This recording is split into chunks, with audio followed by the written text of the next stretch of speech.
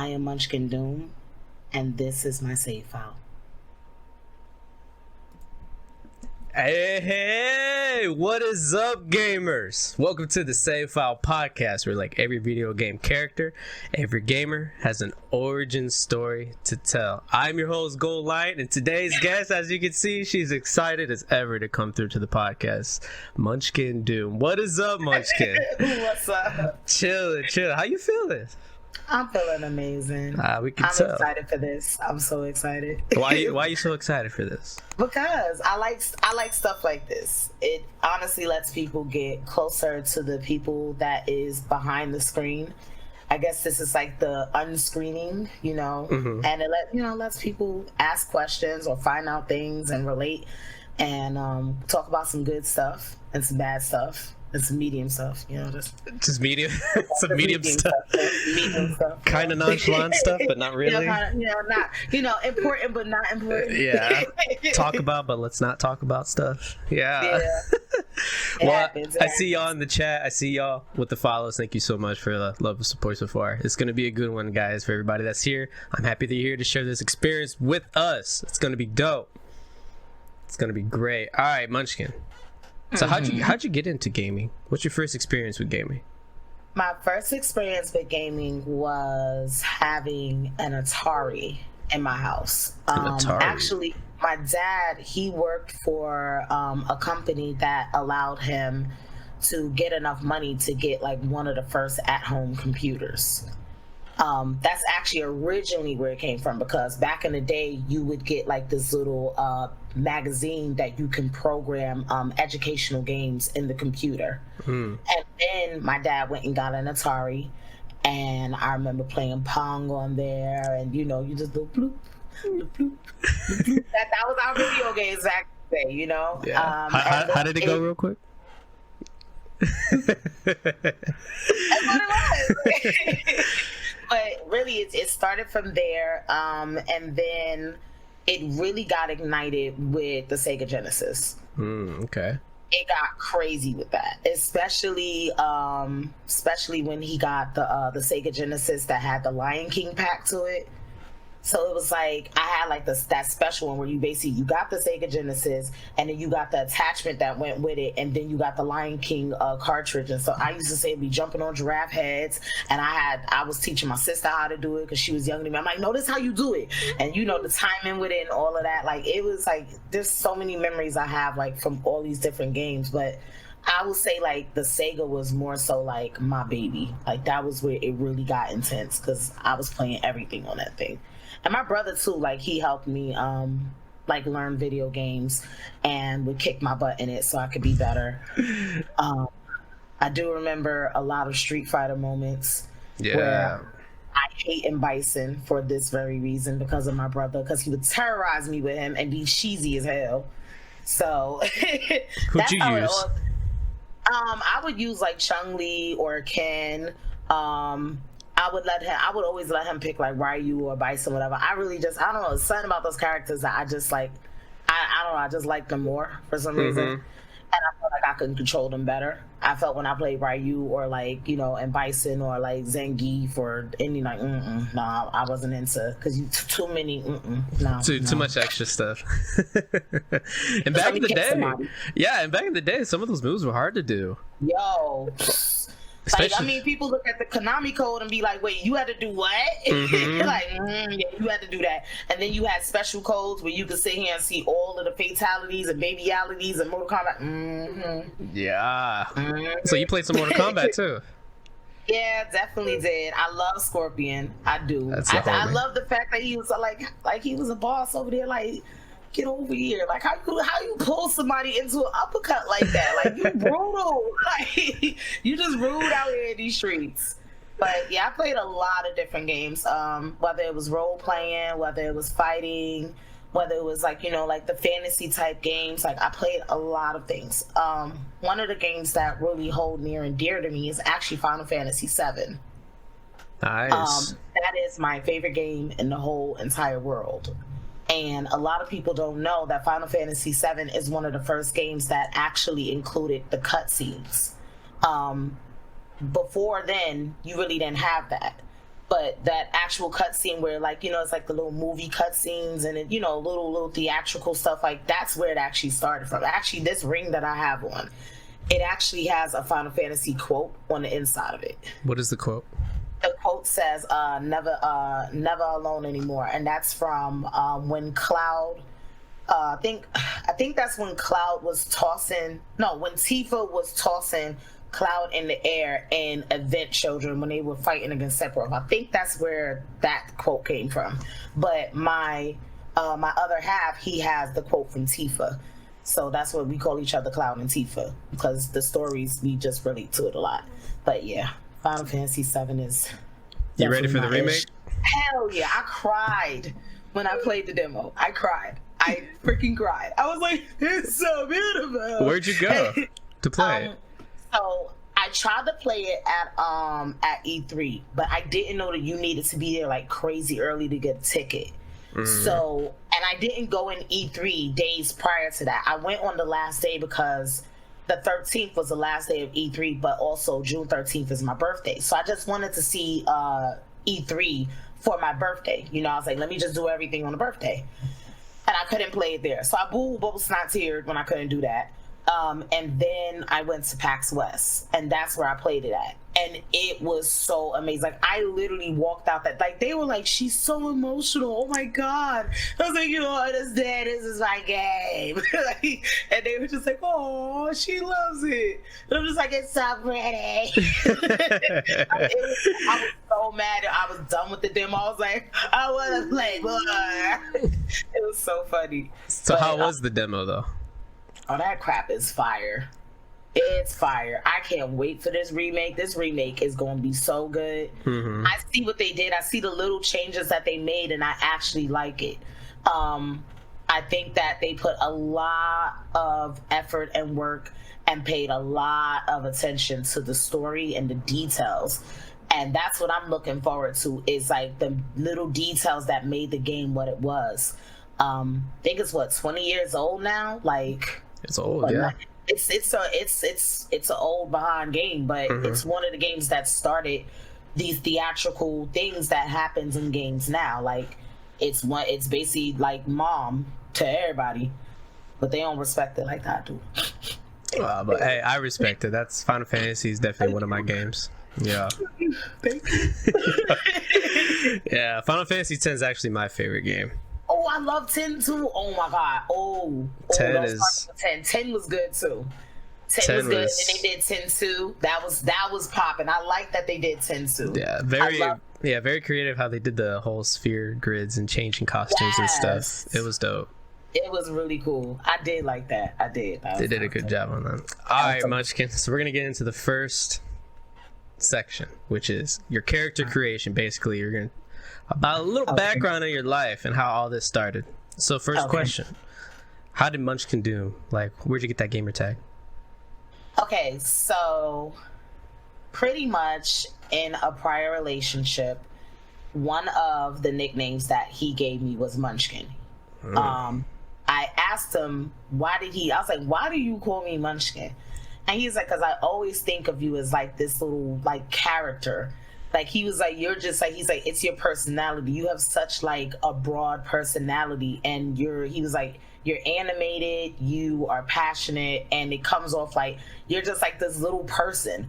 And mind you, I'm actually 5'7", okay? A lot of people think I'm short. I'm not short, okay? I'm not short. I'm 5'7", okay? Surprise.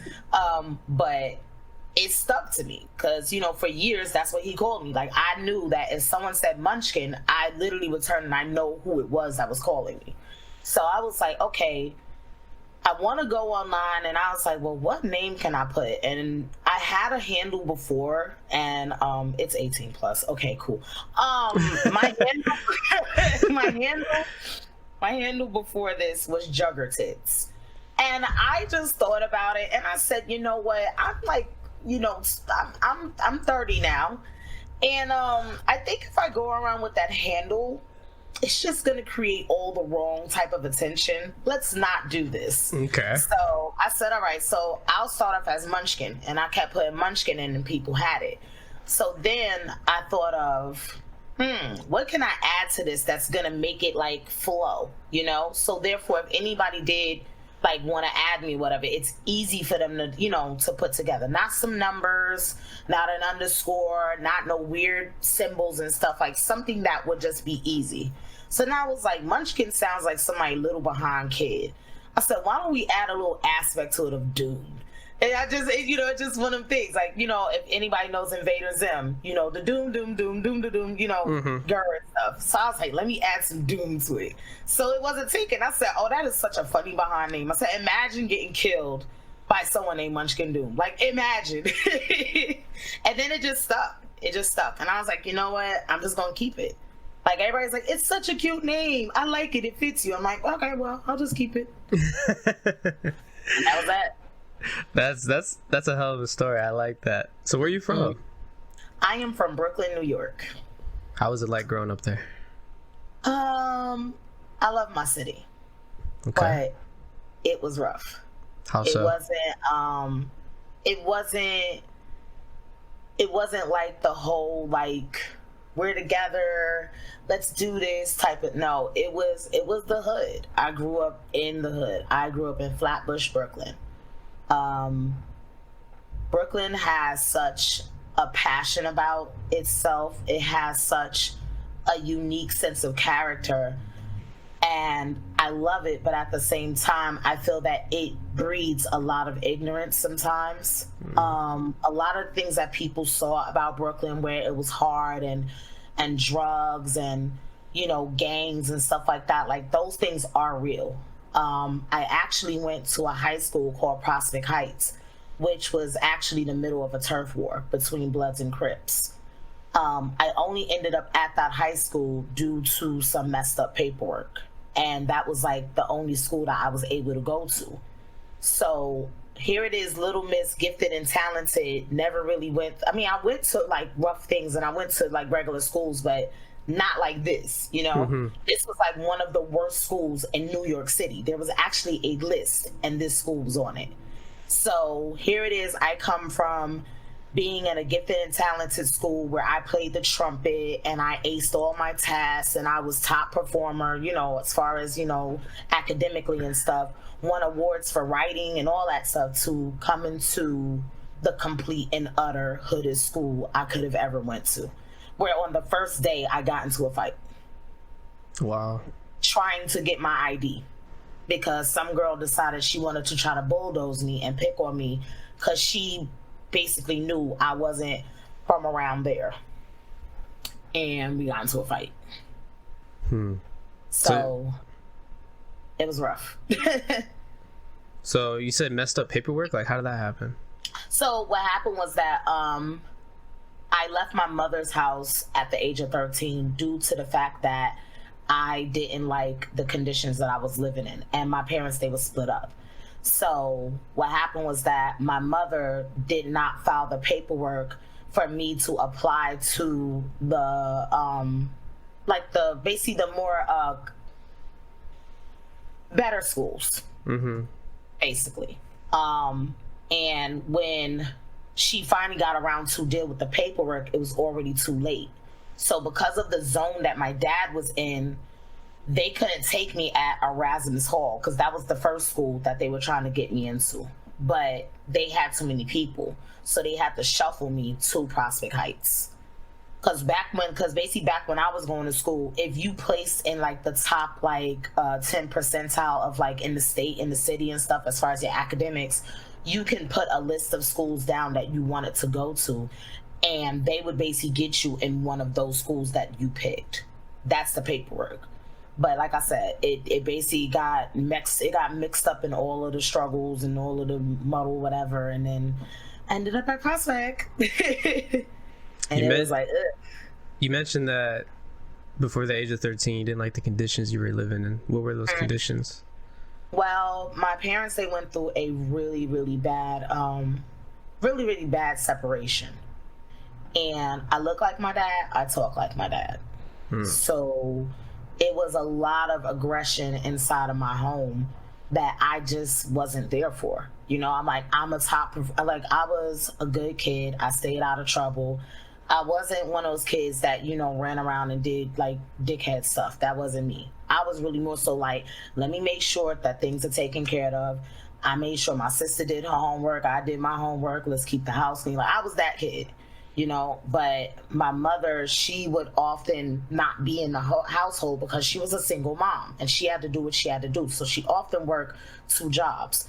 So you know how when you have all of this weight on you, that you can basically take situations and spin them completely out of control, especially if you wasn't there to witness it. So my little sister would do like really stupid little things and then we'll go to my mom and be like, she did. And then I gotta now be arguing with my mom and defending myself against my mom because she doesn't know the story, And it's just like, it got to a point where it was just very overbearing, mentally and emotionally. And I just said, I can't do this no more. So I basically decided to pack my bags, got in a cab and just said, Dad, I'm here. And he was like, okay. He was like, so what we gonna do? I was like, I don't know, but shoot. Like, listen, we just gonna make something work, okay? We gonna be cool. Like, we gonna do what we need to do. My dad has always been, it's always been like my best friend. Like, he understands me. Like, we literally, our birthdays are 3 days apart. Like, literally. Like, we're both Geminis. So we have like this connection that we could basically talk to each other just by looking at each other and start busting out laughing because we know what the other one thinking. So it was one of them things where it's like, I really did want to be like around my dad more anyway. It's not to say that I don't love my mother. I do love my mother. It's just that I never had that deep relationship with her due to what happened in the household. And because of that, it ended up the way it is. Like, now me and her have a better relationship. We actually talk a lot more. The last time I was in Brooklyn, actually, we hung out, went to go eat like old times, and it felt really good, So I guess time healed, the wounds and everything that happened. Going forward, I just hope to continue to just, build a relationship with her and, just be the best daughter that I can be. Yeah, it makes sense. Wow. So, I mean, other than that, how was it like growing up there? Like, what's some of the lessons? Okay. What's some of the biggest lessons that you learned from going through all that? So some of the biggest lessons was that I have the power to change any and everything that I want to change. But I have to be that change first. I can't preach about what I want to change unless I'm ready to make that leap. And another thing was that regardless of what anybody says to me about what I can and cannot do, I still have the power to make that completely true or false. Brooklyn taught me that you can be strong, but you also can be soft at the same time. You don't always have to be this super duper fierce, F everything, rah person. Like, you don't always have to be that way. You can basically get your point across to people without even having to go that far. When people hear that I'm from Brooklyn, some people are confused because they're like, well, you don't act like this and third. I'm like, because not everybody from Brooklyn is like that. There's geeks, there's freaks, there's jocks, there's so many different people. There's such a wide variety of people that live in New York, that live in Brooklyn. And it's like, the only people that get highlighted are, the thugs and the drug dealers and all the negative things about Brooklyn. I'm like, there's so many beautiful things that my city has to offer people, but then there's negative things as well, like any place. I learned that I'm more of a badass than I think I am. That's why I did learn that. Like, going to Prospect, like I said, there was a turf war there. And I had to adapt because I wasn't used to dealing with that type of hostility with me trying to go to a learning environment. So there were many times where I literally had to defend myself. There were times where I had to defend others. Matter of fact, there's still it's not a joke. It's more so of like, they still mad at me, but they laugh it off at the same time, where I stood in front of a gun to save my homeboys because there was a guy that had some words with them and whatever that was, they beef. And he told everybody to get out the park. He's like, all the females get out the park, everybody get out the park, because he was about to air it out. And me jumping into mommy mode, because people like to call me mom, because I do have a motherly type of, I literally ran in front of them, and while he was pointing the gun at them, I told him, I was like, if you're gonna basically kill them, you got to kill me too. It's not worth it. And I pleaded for their lives, like, while this man was holding a gun to my face. And I know it sounds crazy as shit, but those are my babies, that was my family.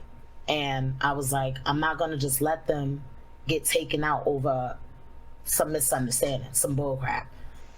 So dude was like, yo, you know what, I'm gonna spare y'all because she got a lot of fucking heart.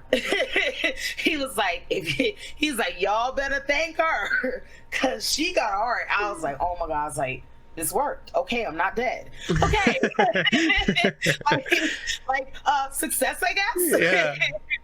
Until this day, they still get mad at me about it. Every time we bring, they like, yo, I still don't believe why you do that. Yo, you could have died. And I'm just like, yo, but you live though. But you live though. So I do realize that I do have a power that can definitely help people out of messed up situations. For some reason, I guess it appears when it wants to appear. Yeah. And I'm shocked by it every time. I'm like, I did that. Okay. Whew. Oh God. What are some other things you did that you're shocked that you've done? Honestly, being partnered with a freaking $1 billion brand, like. Oh, okay. Yo, being partnered with Mixer was like crazy for me because I started off as a viewer, and then I started to mod for a couple of channels. Some of them were big, some of them were small, and I already came from a business background, so I look at things analytically, and that's why I was able to help people with their communities and be a mod and help them, just basically keep them focused on the content that they wanted to create and to help them build a community that they wanted to build. I decided to basically say, you know what, I see a gap on Mixer. And that was that there was girls who looked like me that didn't want to go on cam. And I'm sitting there like, okay, what's the goddamn problem? Because, with me, I'm just like, okay, I mean, you're big, right? Where's the problem? Like, I don't understand. And a lot of females, they were just like, well, no, I don't want to be teased, and people are harsh on here. And I saw it. I mean, if people heard your voice and thought you was fat, you would, like, get ragged on in your chat, like, by people that didn't even know you, like trolls and stuff like that. And I'm just like, okay. And so what? I wake up fat every day. What you telling me? Like, what's the problem? Like, I don't understand. Like, you think I don't wake up? Look, I woke up with this. Like, like, what do you mean? Like, what am I? I'm supposed to be moved by someone saying something to me through a chat on this freaking platform, and I know that I woke up like this? Like, I don't have time for that. But I felt like it wasn't enough girls who looked like me that were in the public eye on this platform when I joined. And I had went to the biggest streamer that I was modding for was Invade. That's why I always call him my stream dad. Shout out to you, Dad and Mom, Midnight. I love y'all. Anyway, so but honestly, I told him, I was like, yo, I want to do this, and he told me, you got this. And I thought he was crazy. I thought he was just saying it just to say it. Now I realize, no, he really meant that. Like, no, you got this, and I already see what you're about to do. So I pushed, and then we got partnered. Officially, the button drop was May 22nd. No, March 22nd, excuse me, of last year. So we coming up on a year. And getting partnered with Microsoft and allowing my message of inclusion for all, allowing people to see me, on the front page, or doing my stream every night and promoting that, you could do this if you just put your mind to it, and helping other people. It's been such a blessing because it's now allowed for other people to find me on other avenues to work with them on projects and stuff. And I know that what I'm doing is making an impact in this industry, because everybody thinks of a very standard image when they look at a gamer girl. They don't see me. Mm-hmm. And that's what I'm fighting against. Yep. Every time I go live, I'm fighting against, stop thinking that every gamer girl has to look the same. We come in different sizes, shapes, colors, all that. You know, like, think of it as in there's a rainbow of us. And if you want to stop pushing this very stagnant aesthetic, holla at me. I'll work with you. I'll be in your advertisements. I'll basically tell them about your brand, as long as you're being authentic about it. Now, if you just want to use me as a tool, I'm going to figure that out real quick, and I'm going to dip set on you. I ain't got time. Mm-hmm. But I did want this partnership to push this image further, and it has. And even like, you know, even doing this, doing the Looking for group, even an opportunity that I do have coming up that I haven't been able to talk about because I haven't been allowed to talk about it. But you guys will basically see like why I've been pushing, you know, for this inclusion. And then it's also to see girls come after me that look like me, to see more girls now on the platform that are not scared to jump in front of their cameras, that don't have that fear, that are able to open up and show their personalities and build their own you know, communities and stuff. It's like, it's a beautiful thing to see, and I'm happy to be a part of it. That's amazing. So streaming all this time, what is something that you've learned, or some lessons that you've learned?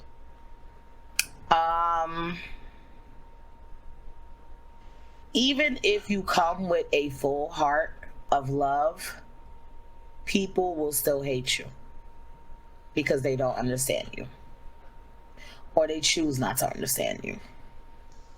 I have learned that there are so many people that share the same experiences that I've went through in life, and that gaming, in a sense, is the reason why we even come together the way that we do, is because like it's a coping mechanism that a lot of us use to get away from everyday life, to get away from the bull crap that goes on in our head, or, you know, in our families, or on social media, or whatever to have you.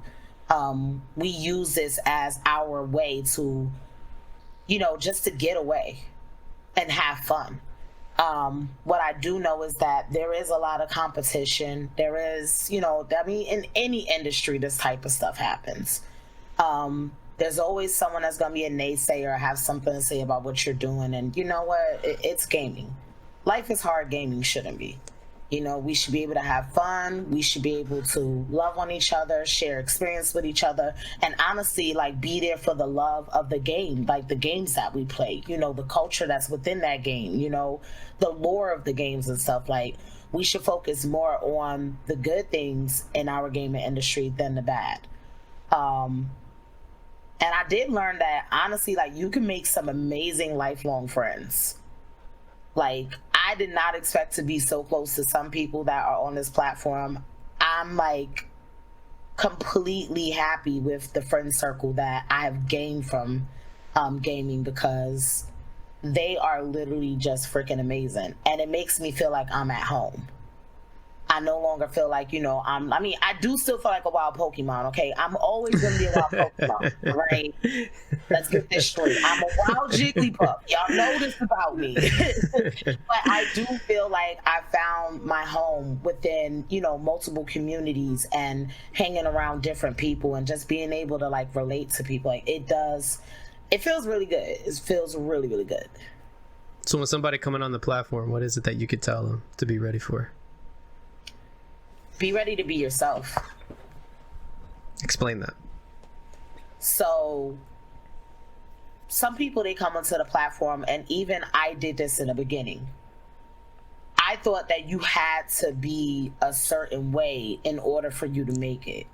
Like, you gotta fit into what's going on at the moment. Like, if everybody's playing Fortnite, oh, you play Fortnite too, you know? If everybody is streaming on a certain rating, you gotta stream on that certain rating too. If somebody tells you to do this, that, and the third, and this is how you do, you know, things specifically, you listen to what they say because they've been on the platform longer than you. Just be your damn self. Do what makes you happy, play the games that make you happy, be yourself and be transparent, and you are going to gain so many people that are going to be very similar to you and share the same common goals that you have, the outlooks, all of that, that you are never going to feel like you're working when you're doing this, especially if you're doing it for like like professionally. Like, you're always going to feel like you're coming to hang out with your people. There's a lot of people that lose themselves along the road of becoming known and famous because they never really knew themselves in the first place. They never took the time to really figure out who they were. And sometimes you learn that, during this journey. Sometimes you find that, in different experiences and things that happen. But I will say that it made me a hell of a lot more comfortable to just be myself. And I realized the more that I was myself, the more transparent that I was, the more that I basically cultivated a community that basically cherished other people and treated people with respect, and it just basically stood for the core values that I stood for. So I want people coming onto this platform to definitely be themselves. Another thing is, do not expect for people just to view you because they know you. That's not the case. What do you mean by that? Just because somebody know you doesn't mean that your content is for them. Okay. And people automatically assume like, oh, you're my friend, you're gonna say you're gonna support my content. But if I'm be honest, and some people may get upset about this, but I mean, it is what it is. Just because you create content don't mean that you are a content creator. It means that you put stuff out there, but does it go anywhere? Does it do anything for anybody? Is it taking, like, do you have a plan with it? You understand? Like when I look at a content creator, I think of like a Mr. Beast.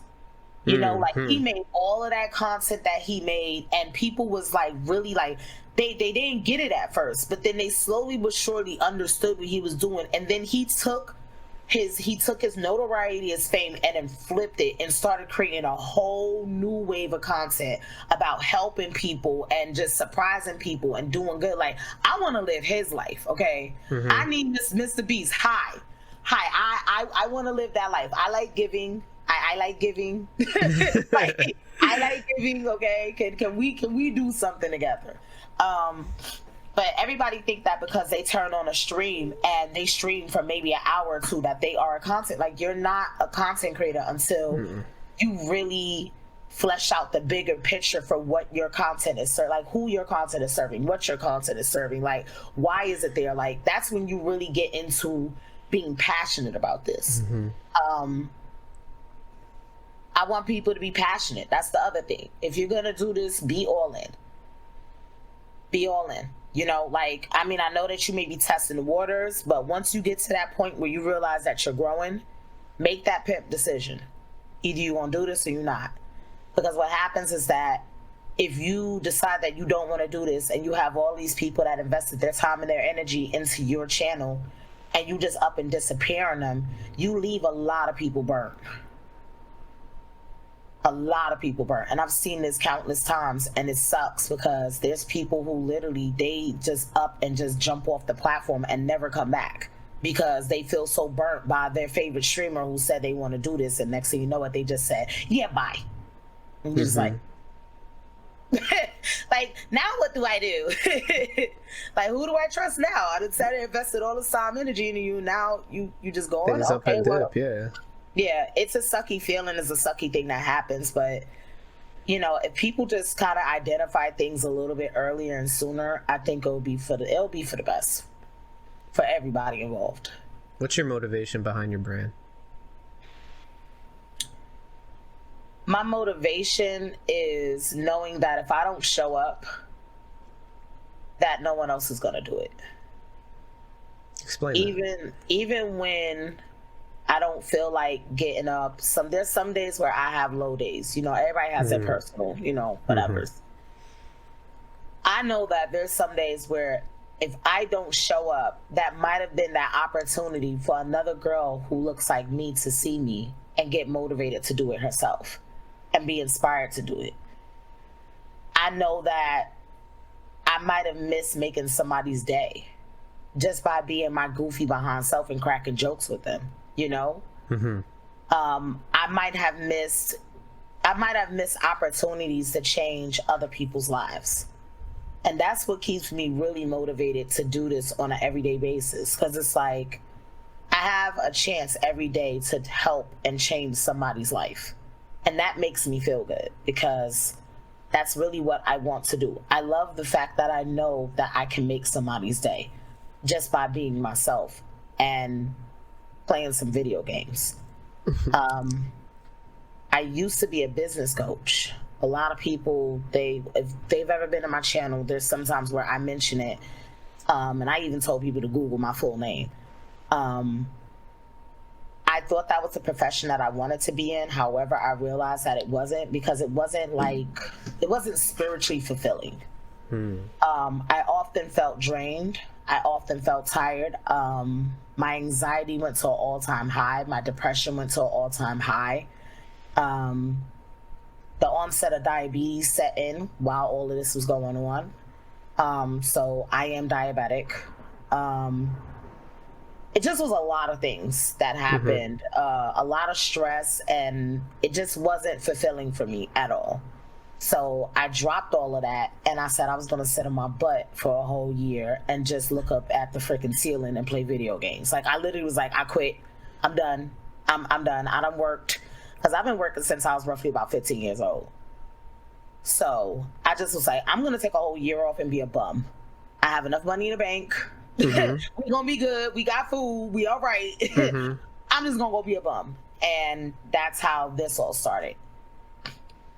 It actually was the catalyst for this. So I have to thank my prior business for not being what it could have been, for me to be in a space where I feel completely comfortable and happy, and just like, I'm here for this. I'm so here for this. So you do stream full time?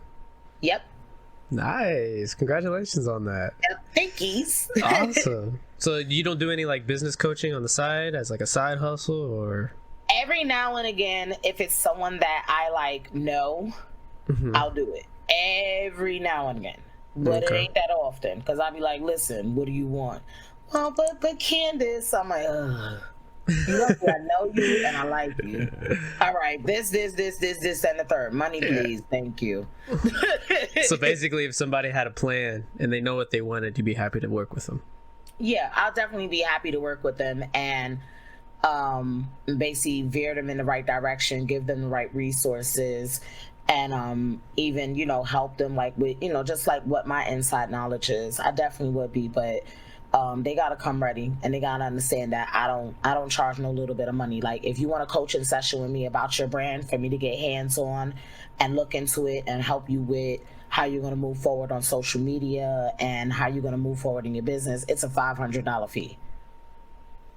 Nice. And what do you offer? Like a whole structured plan, laid out blueprint type deal? We're gonna go through everything that's gonna be on my plan. We're gonna go, I want you to tell me everything. I want to help you with your brand message, what your focus is, who your target audience is gonna be, where you're gonna find your target audience, what your social media plan is gonna be, and we're gonna review your target audience, where you're gonna find them, how you're gonna reach out to them, what your overall goals, end goals are gonna be, what your plan to get those goals, because people put goals on paper, but they never put how they're gonna achieve it. Yeah. So we go over that too, and it normally ends up being almost like a 2 to 3 hour coaching session. Very nice. Okay. So so what are some things you're mostly excited about being a full-time streamer? The ability to actually create a space where others can come up with me. That's exciting. Recently, two people that I knew as non-partners, they recently got partnered, which was Catch Me TV and OWC Flash. They recently got partnered, and I was really, really happy about that, because it was like I've had conversations with them about, about partnership and stuff. And I know that they've hung around my community and caught some gems. And I saw them do the hard work and I saw them push through. And it's like, it's really dope to be able to say like, hey, I was at least able to influence somebody to push it, There's a couple of community members now that I'm waiting for them to apply. I'm like eager for them to apply. I'm like, listen, can you apply? Like, can we do this now? Or can you get your analytics up so that we can do this?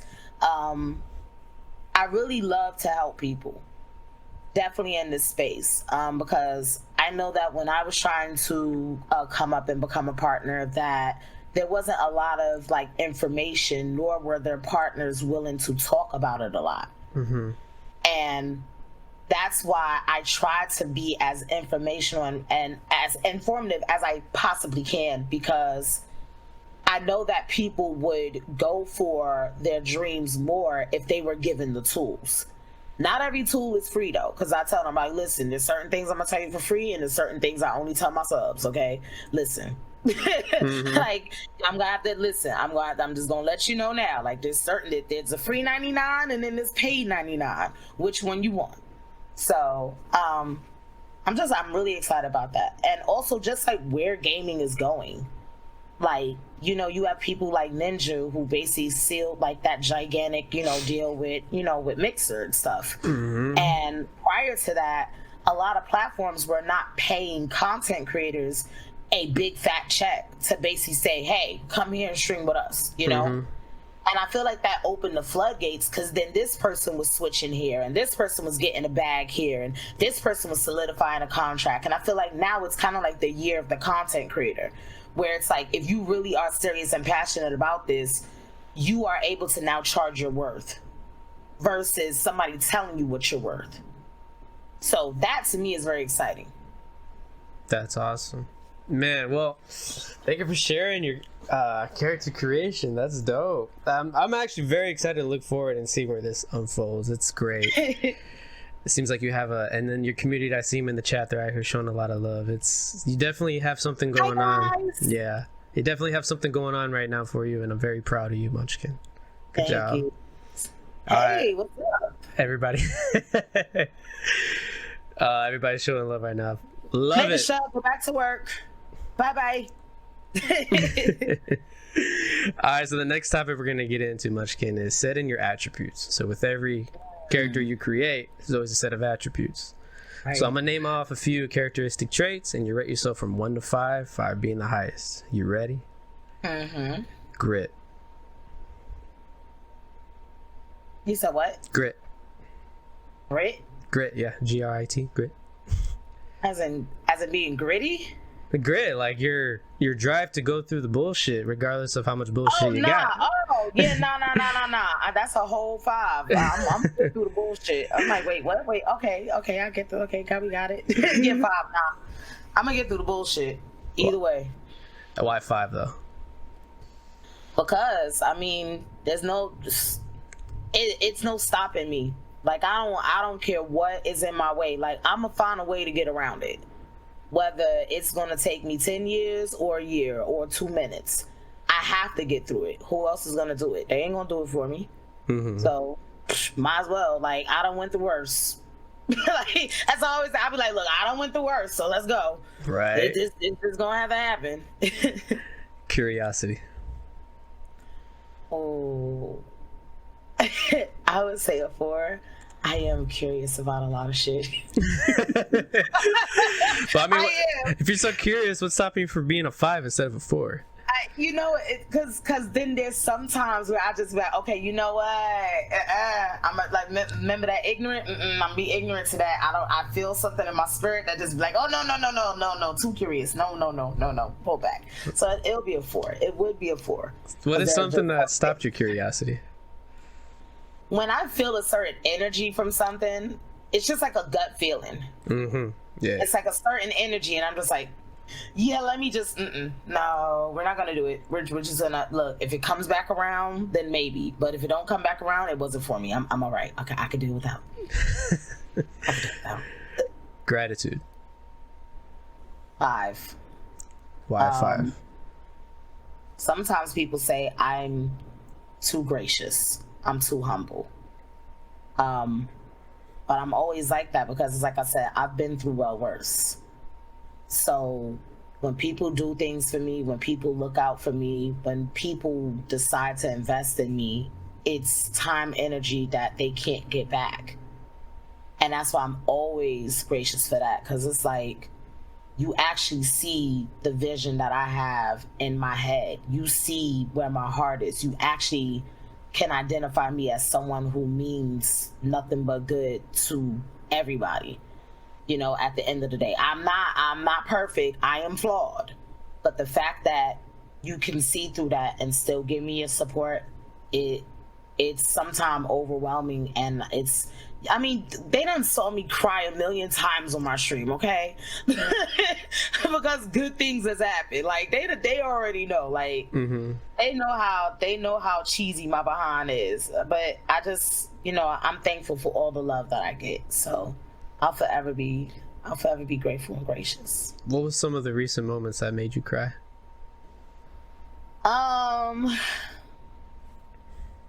Seeing my face up on the front page for the past 2 weeks. When I finally saw that, I mean, I knew I was up there, you know, but I didn't see it like on the front page. Like I didn't get to see it myself. And I had went to the homepage real quick while I was streaming because I wanted to basically like just check things out, like, all right, you know, what categories is popping right now and, you know, where I fell in. And I was like, oh snap, wait, that's me. And I like, you know, there's a whole playback. I think I clipped it too. I just like, I'm thankful because they could have chosen anybody else, you know, but they decided to rock with me. And that's amazing. Another thing that made me cry is when Missy Elliott followed me.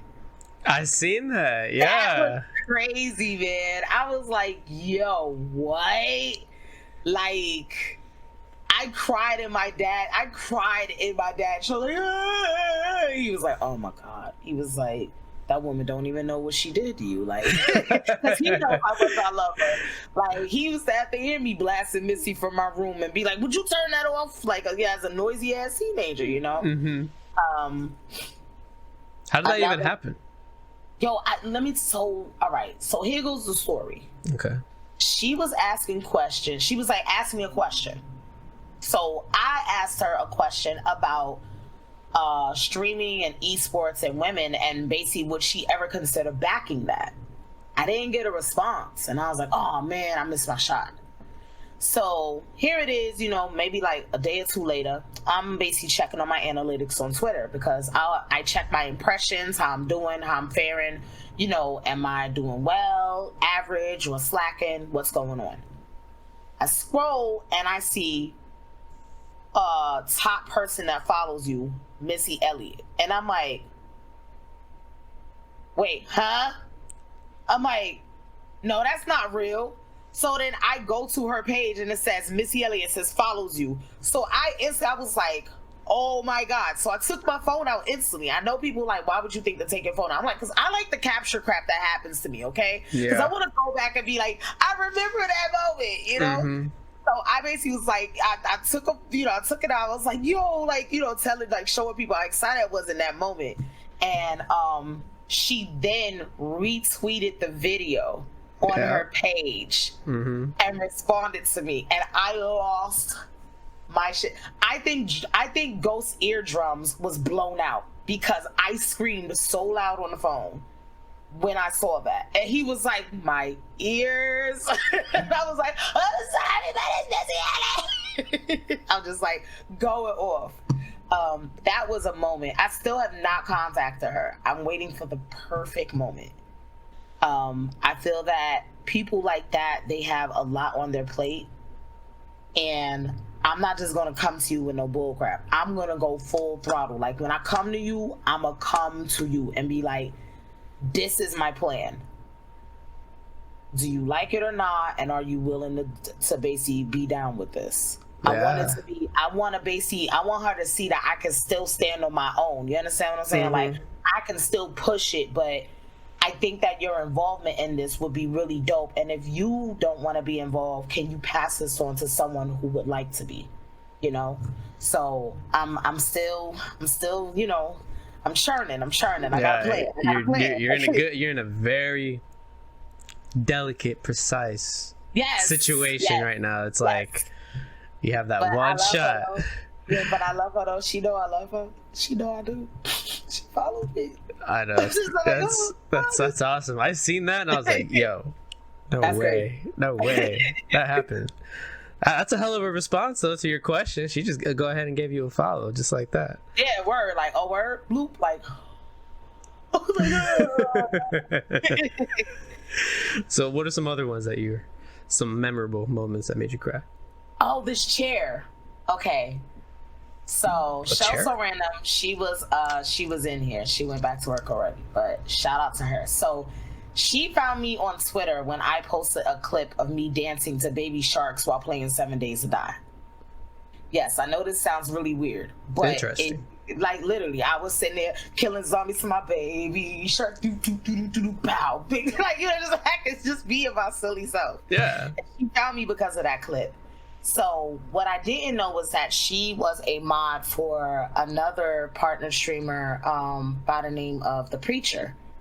And he basically has like an initiative to where they will go and they help other streamers and stuff. So I had put up a dono goal for me to get this chair because I have sciatica. And the chair that I was in before wasn't something that I could sit in for periods, like long periods of time, because it just wasn't, you know, good for my sciatic nerves and stuff. Mm-hmm. So I said, okay, well, maybe I'll basically get this goal done maybe by May or something. This was like $450. They came in and literally funded the whole thing in minutes. Literally minutes. And I boo-hoo bubble snot teared so bad because I didn't see none of this coming. First he came in and he hosted and I said, oh my God, I was like, thank you. This is before I got partnered. Actually, it was during this month. And I was like, thank you so much. Like, wow, like you hosted me and stuff. I'm like, oh, that's pretty dope. And then dono. And I'm just like, like, what do you mean? Like, who sent you? What is going on? Like, I literally lost it. Matter of fact, there's a YouTube video. Preacher at title, Everyone Has a Story. Mm-hmm. And, you know, I was just telling them, like, why I wanted to do this, who I was, and that happened. And I was just like, oh, snaps. Like, I get teary-eyed. Like, literally, it took for me to finally, like, it took, because I saw Preach at E3, I think it was, West, and I think I saw him at another event. It took at least 3 events for me not to instantly start crying when I see him. Like, because that's how, like, literally, like, that's how I feel about him. Like, thank you so much, because of you, I was able to put in the longer hours that I needed to in order to obtain partnership, in order to build my brand the way it is. Like, I'm still sitting in this chair that you guys helped me get, and it means the world to me. So it's like, it like the first 2 times I saw Preach, I instantly started crying. I'm just like, and he's just like, no, oh my God. He's like, no, I love you too, sis, but no, don't do it. I'm like, oh, you don't understand. Yeah, Preach is definitely awesome. I had him on a recent previous podcast. He's an amazing soul, dude. I didn't know he did that though. Shout out to him. That's awesome. Yep. That's freaking awesome. Okay. Thank you for sharing that gratitude. That's awesome. All right, next one. Loyalty. I would say it's a 4. Reason why I say it's a 4 because I'm not loyal to bullshit. Mm-hmm.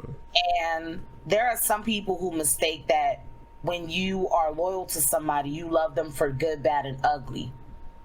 I am not loyal to self-destruction. I'm not loyal to anything that is going to harm others. I'm not loyal to people just going out of their way to just make people miserable. If you develop that type of trait after I've been a friend to you, whether it's family, whatever that it may be, I am going to unhinge myself from you. Mm-hmm. And I'm not gonna sit here and do it as some big blow up. I'm just gonna quietly make my exit because I can't be loyal to that. That's not in my spirit to do so. And to ask me to be a part of that, to ask me to support that, it's like going against me being me. Mm-hmm. I understand that everybody got their own little issues and their own little whatevers, and that's cool. You know, I get all of that. But when it come down to you just being a complete self-destructive, negative being, and you just as much as I've spoken over you and tried to help you and be there for you, and you just continue with the negative stuff, I can't be loyal to that. So that's why I say it's a 4, because there are some people who are completely mad at me because I no longer deal with them. And I'm like, I have to protect my energy. I have to be loyal to myself first. So definitely a 4. Yeah, thanks for sharing that. You bring up a good point. It's like that's definitely one of the things a lot of people, they misinterpreted that. You know, they use the excuse of, you know, we've known each other so long. It's like, fuck that. Like, I want to do me. I got plans. You want to stick around and just be the poison to it. I ain't got to drink it. Exactly. And that's when people call you all types of names and want to discredit you because now you don't want to be loyal to their bullshit. Oh, well, then I could be all the names in the book. Mm-hmm. But call me paid, though. Call me paid. Call me peace. Call me everything that is good. If you're going to say my name, say those things too. Yeah. And for the people that are listening, if you have those people and you want to know why they act like that, one of the biggest reasons is that you are a self-reflection to them of what they're not. Right. So that's one of the biggest things. All right, next one, confidence.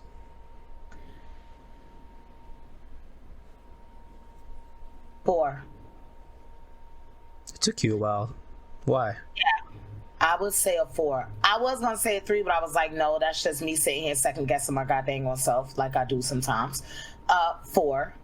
Reason being because there are some times where I do things scared. I sometimes do it because I know that I have to make that move. I may not have all the confidence in the world at that moment, but I know that I have to make that move. And that's just me being realistic, you know, like because if I said 5, that's me being very unrealistic. There are some days where I feel like I'm the ugliest thing on earth, okay? Like, just being honest, there's some days I'm like, ooh, girl. Like, sometimes I look at this fat and I'm just like, ugh. You know? Like, some days I don't wake up confident as hell. And that's okay, you know? That's completely fine. But there are some times where I've done this in the past. I've been like not doing that as of late because I'm like, you know, you can't sit here and not take a shot just because you're scared. You know, take the damn shot and see what happens. But just make sure that's, you know, it's a good shot if you're gonna do it. There's sometimes where I have literally like talked myself out of doing something because I felt that I didn't equate to whatever standard that I felt I should have been at in order to take hold of that opportunity. And that was me having a lack of confidence in myself. That's something that I will say that the business coaching world and as well as the streaming world has helped me with, because I realized that I needed to be more confident. You know, I needed to stop sitting here and being like, you know, oh, it ain't, you know, I can't do it. Because I mean, literally, like I'm wearing a headset that's sponsored by freaking Logitech. If I didn't have the confidence to go to that meeting and talk to Alex and tell him who I was and tell him my visions, I would have never, ever sealed that relationship with them. Mm-hmm. And it's like, knowing me maybe 4 or 5 years ago, I would have just not went to the meeting because I would have been like, oh, I don't think I can do that. I don't think anything good gonna come from it. You know, that lack of confidence, that lack of, you know, self-assurance. Like I didn't have that like all my life. It's been something I've been developing more and more as time went on, and that's because I've gotten to know myself more and I've became more honest with myself. So I definitely say 4. Charisma. I would say Maybe sometimes I have a little bit too much of that, so it's a fine. There's no such thing. Don't say that. I think sometimes some people think it's like they just be like, there's something wrong with you. And I'm like, no, I just, it's me. Yeah. What? Like, it's just Now, explain a moment where you feel like you were being over charismatic. Well, there's sometimes where I do overly celebrate people. There are some times that I do where I just like get loud and boisterous and just be like, fuck it all the way up. Like I go crazy with it. And they just like, okay, listen, a little too much, okay? And I'm like, okay, fuck it all the way up. Like those are moments that I honestly like. Matter of fact, so between, all right, there's this thing, like, it's not me being over, but this just to show you some crap that I do. Mm-hmm. So like, what happens is that like when me and Janae, we have like a big thing that happens to us, right? Or like we basically get like money that we didn't expect or something like that. We basically be like, cue the music, and the music is from the OJs, For the Love of Money. So I take it, I blast the song, or he's bit it, and I'm walking through the house acting silly. I'm walking by my dad's door. As soon as he hear that music, he's like, oh, here she goes again. Those are like, that's the type of thing. But you know, I just I love good crap. Man, that's awesome. All right, next one, spirituality. 5. 5. I am very much into healing crystals. I believe that energy makes the world go round. I believe that if you put out certain energy in the world will give you that back and tenfold. Very, very big. It's very serious to me. Like I tell people, like, I'm not religious, I'm spiritual. I believe that everything that has happened to me within the past like 4 or 5 years has been nothing but that higher power. And I say higher power because I don't want to offend nobody that may believe in certain names of God and stuff. So I always refer to our higher, I say the higher power. Mm-hmm. I actually have, hold on, wait, damn it, where is it? I thought I might have moved it. Yeah, I did. Cause actually I was showing the stream the other day. I had like, no, I didn't. It's right here. I have amethyst sitting on my desk. Yep. Like I literally have necklaces that I personally made out of like different crystals and stuff. I actually have a crystal grid. I put my intentions into my meditation. I do a lot of that. Like burn my sage around and air out my house. I'm very big on that type of stuff. I don't like bad energy. I don't try to dwell into it. Mm-hmm. If I have to dwell into it, I'm only going into that energy to correct that energy. Other than that, I'm not just gonna sit here and digest negative crap that's going on just to digest it. That's part of the reason why, I'll be honest, like I really don't watch TV. I feel like a lot of the things that's on TV has subliminal messages and subliminal energy. For sure. And I protect myself by digesting what I know that I want to put out into this world. I'm very mindful on that. So when people are around me, it's like, some people are like, oh, I get these good feelings and these vibes. I'm like, yeah, because that's all I want to, like, I just want to live in happiness and joy. I don't want to live in turmoil. I know that things happen and you may have to basically deal with some crap, but at the end of the day, just give me my sage, give me my crystals, give me a muffin and leave me alone. A muffin? Yes, because you got to eat muffins to get money. What do you mean? What do you mean? But like an actual like yes, a blueberry muffin. Yes, blueberry muffin. That's why my sub badge is a muffin. I love muffins. They make me happy. I want a muffin now. I'm telling you. Sounds bomb with my coffee that I got right here too. See, done got you already. Got him. Muffins make the world go round. Blueberry muffins are bomb. The banana nuts be bomb too. Oh, they be bomb too. Oh yeah, they hit. They slap. They slap. I give you that one. Yeah. All right. Next one. Forgiveness.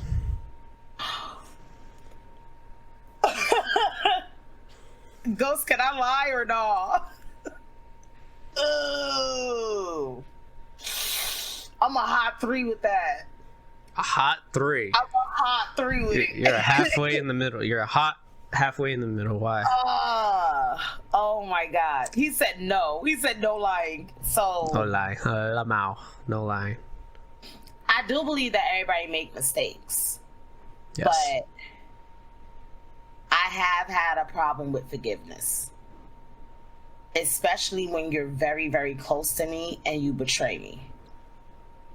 And it's for no damn reason at all. Like, you have no valid reason as to why you did that. Mm-hmm. It's hard for me to forgive someone that can betray someone that meant nothing but love to them, and they know that. Mm-hmm. So it's like, when you burn me in that way, because I don't open up to it. Like, I don't personally attach myself and get really close to a lot of people. And when I bring you into my personal sphere, it's like you're in my little personal bubble that I don't invite people in. Mm-hmm. So when I trust you with personal information, personal feelings, personal thoughts, and you just betray that crap for no reason because you're sneaky, I am not that forgiving with that. Because you had to work hard to even get into my personal space in the first place. So you did all of that to then turn around and burn me? I don't know about you coming back from that, boo-boo, because I'm going to just love you from afar, but I'm always going to be like, I don't trust that snake. Nope. Nope. Heard that. There's a, can I share with you a Chinese proverb that kind of gets on this? So, I had issues myself with forgiving with some people in the past, of course, and this proverb really put some light into my head. So it said, on trying to forgive somebody, if you blame them, you'll never forgive them. But if you blame yourself, you're halfway there. But if you blame nobody, you have forgiven them.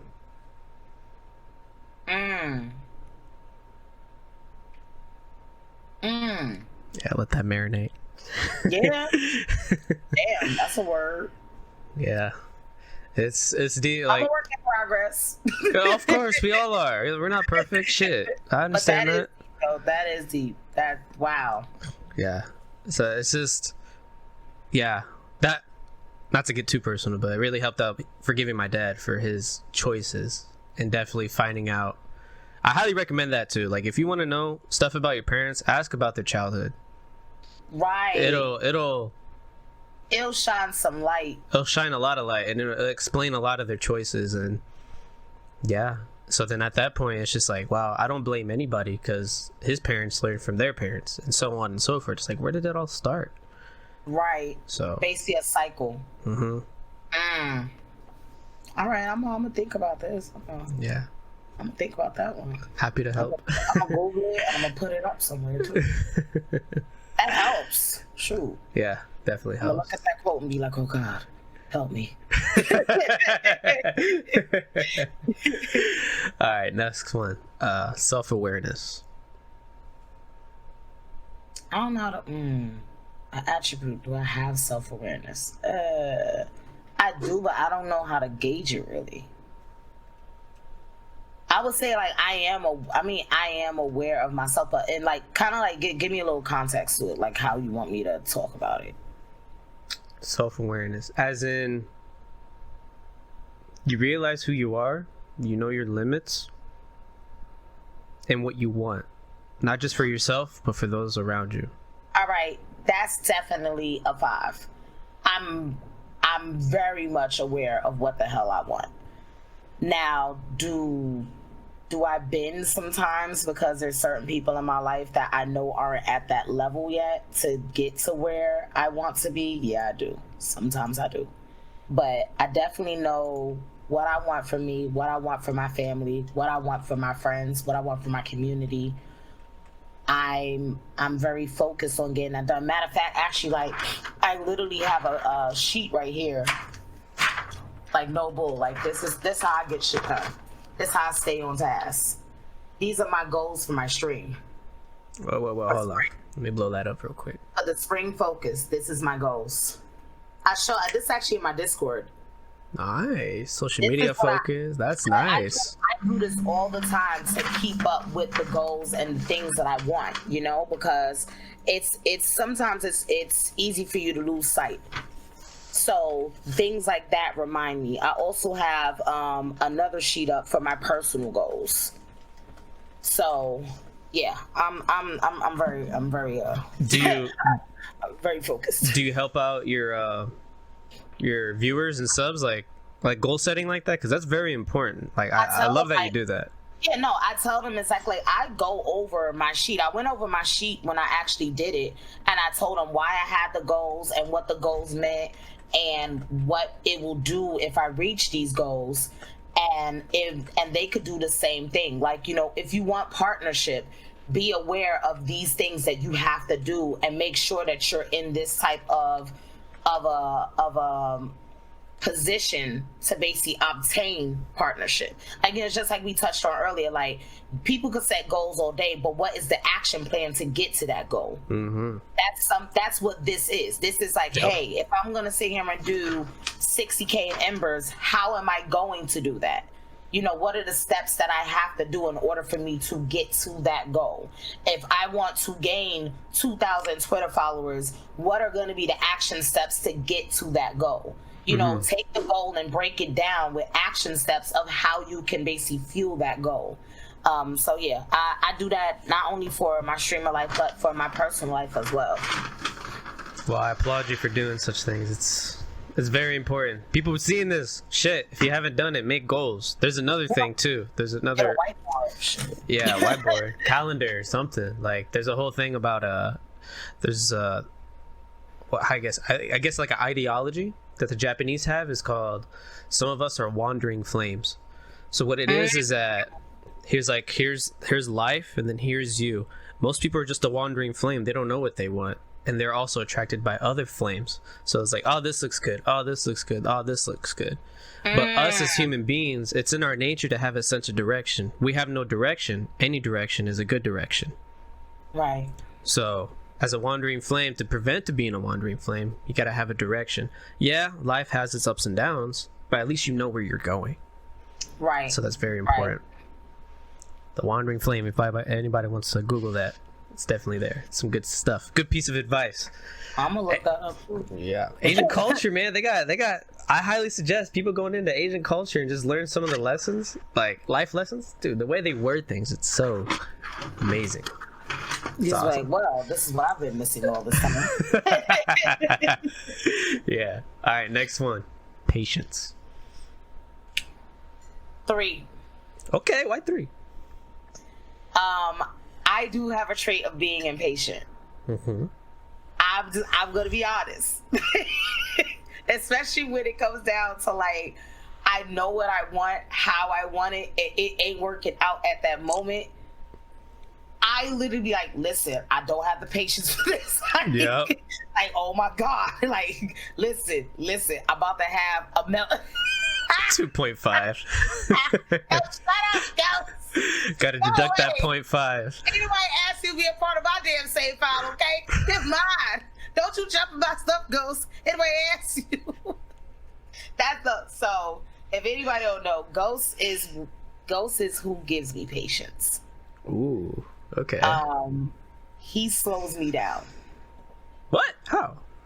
Because he's very like grounded. He's very centered. He's very like, you know, okay, wait, let's think about this. Let's not rush in guns a-blazing. Yeah. And then me, I'm normally, let's go, let's get it, gotta go. I'm this. He's very do-do, and I'm just like, ah. Just Percy. So it's like us combined, like when we create together, when we link together, we give each other what the other kind of lacks. Like I make him speed up in certain situations where he's beating his feet, and he makes me slow down when I'm running too fast. So when I'm having these moments of, oh my God, he's the one that I go to, and I'm like, okay, this was going on, help me. I'm just like, you know, like, and I guess that's me learning that because I know I don't have that patience, that I have to sometimes step back and let somebody else handle it or help me to handle it better.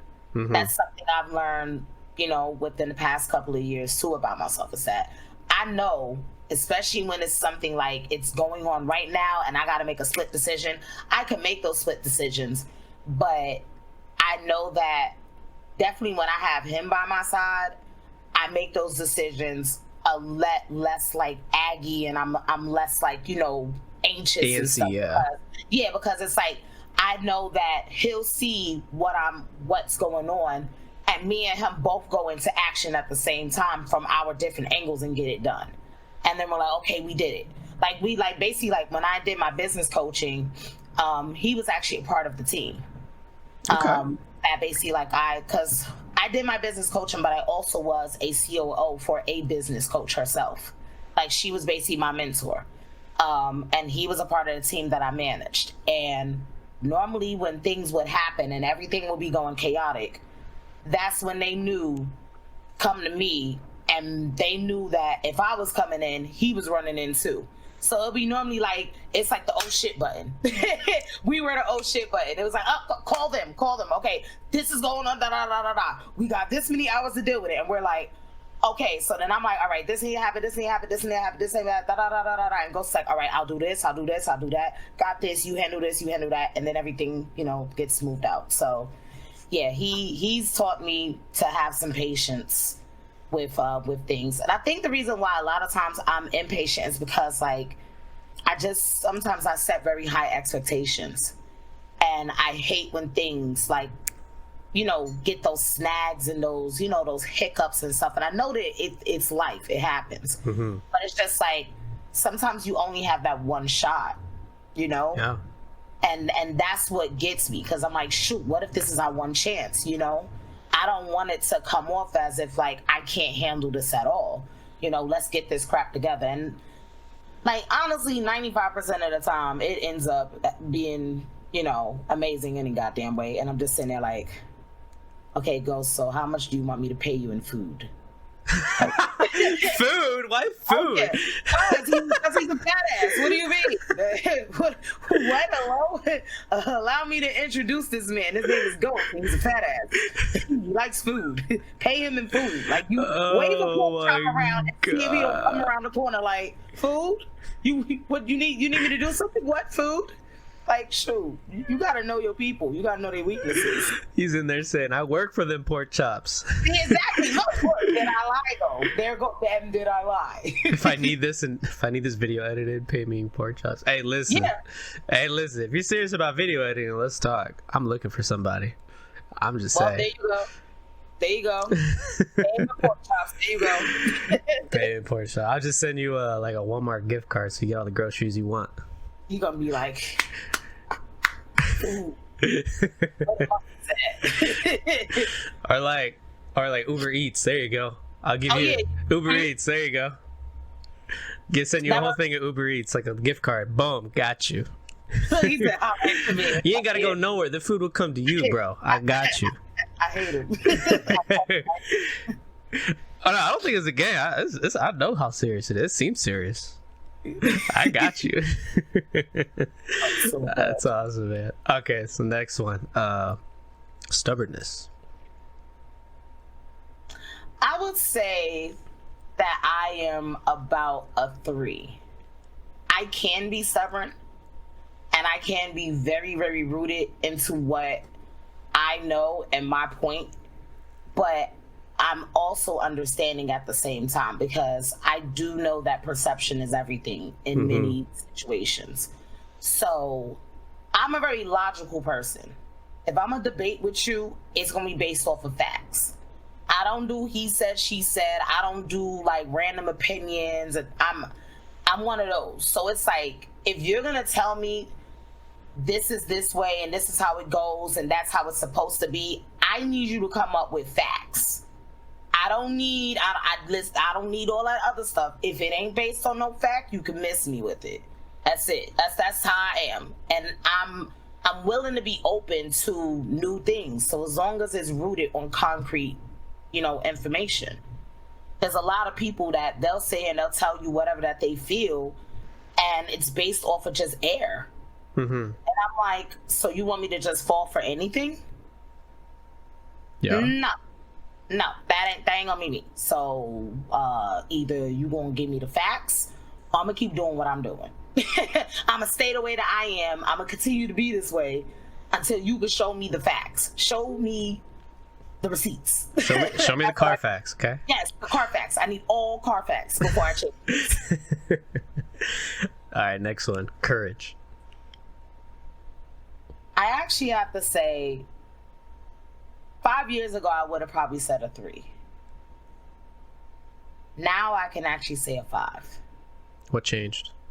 What changed was I honestly stopped being scared of being myself. Like, it takes courage to even be yourself. I was living a life where I was being told who I should be. I was being told what they thought that I should do, what I was good at, what they felt was the journey and the life for me. And I didn't have enough courage to say, I'm unhappy. I didn't have enough courage to say that this doesn't feel right. I didn't have enough courage to say, you know what, I'm gonna jump out of this situation, and even though I don't know exactly what I'm gonna do, I'm just gonna take that leap. Everything changed when I basically decided to leave everything behind as far as the business world and stuff, and I just said, I'm just gonna sit on my butt for a year. I was incredibly scared because I was like, well, what if I don't find anything that I'm passionate about within this next year? I'm just gonna be like a bum on the street again. Like, I don't want to go back to being homeless, you know? I don't want to go back to not knowing where my next meal gonna come from. You know, I don't want to go back to a life that I left behind and escaped. So it took courage for me to basically do this content creating thing because I was going into a similar arena, but different. And throughout it all, I'm still here. Regardless of the good, the bad, or the ugly, I'm still here and I'm still fighting. And I'm going to continue to fight. And regardless of how people may or may not feel about me, I'm going to stand within my truth, regardless of how you feel. So that I can say, like, my courage has went up because it's like I'm able to face things that I would have just been like, you know what, just let it go, you know, or whatever. Like, you know, nowadays I'm like, yo, listen, I ain't got time. Like, like I'm just gonna do me. I'm do what I know that needs to be done, and I'm gonna take leaps. I'm gonna take, you know, jumps, and I'm gonna do things that are unexpected. I want to show up in rooms that you don't expect me to show up in. You know, I want to be in conversations that will benefit me, but you may have not thought I was going to be included in. Like, that's the type of focus that I have right now. So you mentioned, like, you did that jump. What is a piece of advice for people that are listening to help encourage them to make that leap of faith? Honestly, is it worth your life? Is it worth a life of regret that you're holding on to something that makes you unhappy? Like, honestly, like, I was at a point waking up out of my I was at a point waking up in my bed, full-blown anxiety and panic attacks. That's how bad it was. And I was doing it because, like I said, like, people said, you know, you're built for this. You have such a brilliant mind. You could become a millionaire doing this. And, you know, they just kept telling me and feeding me what they thought that they were to tell me that I was to do and who I was.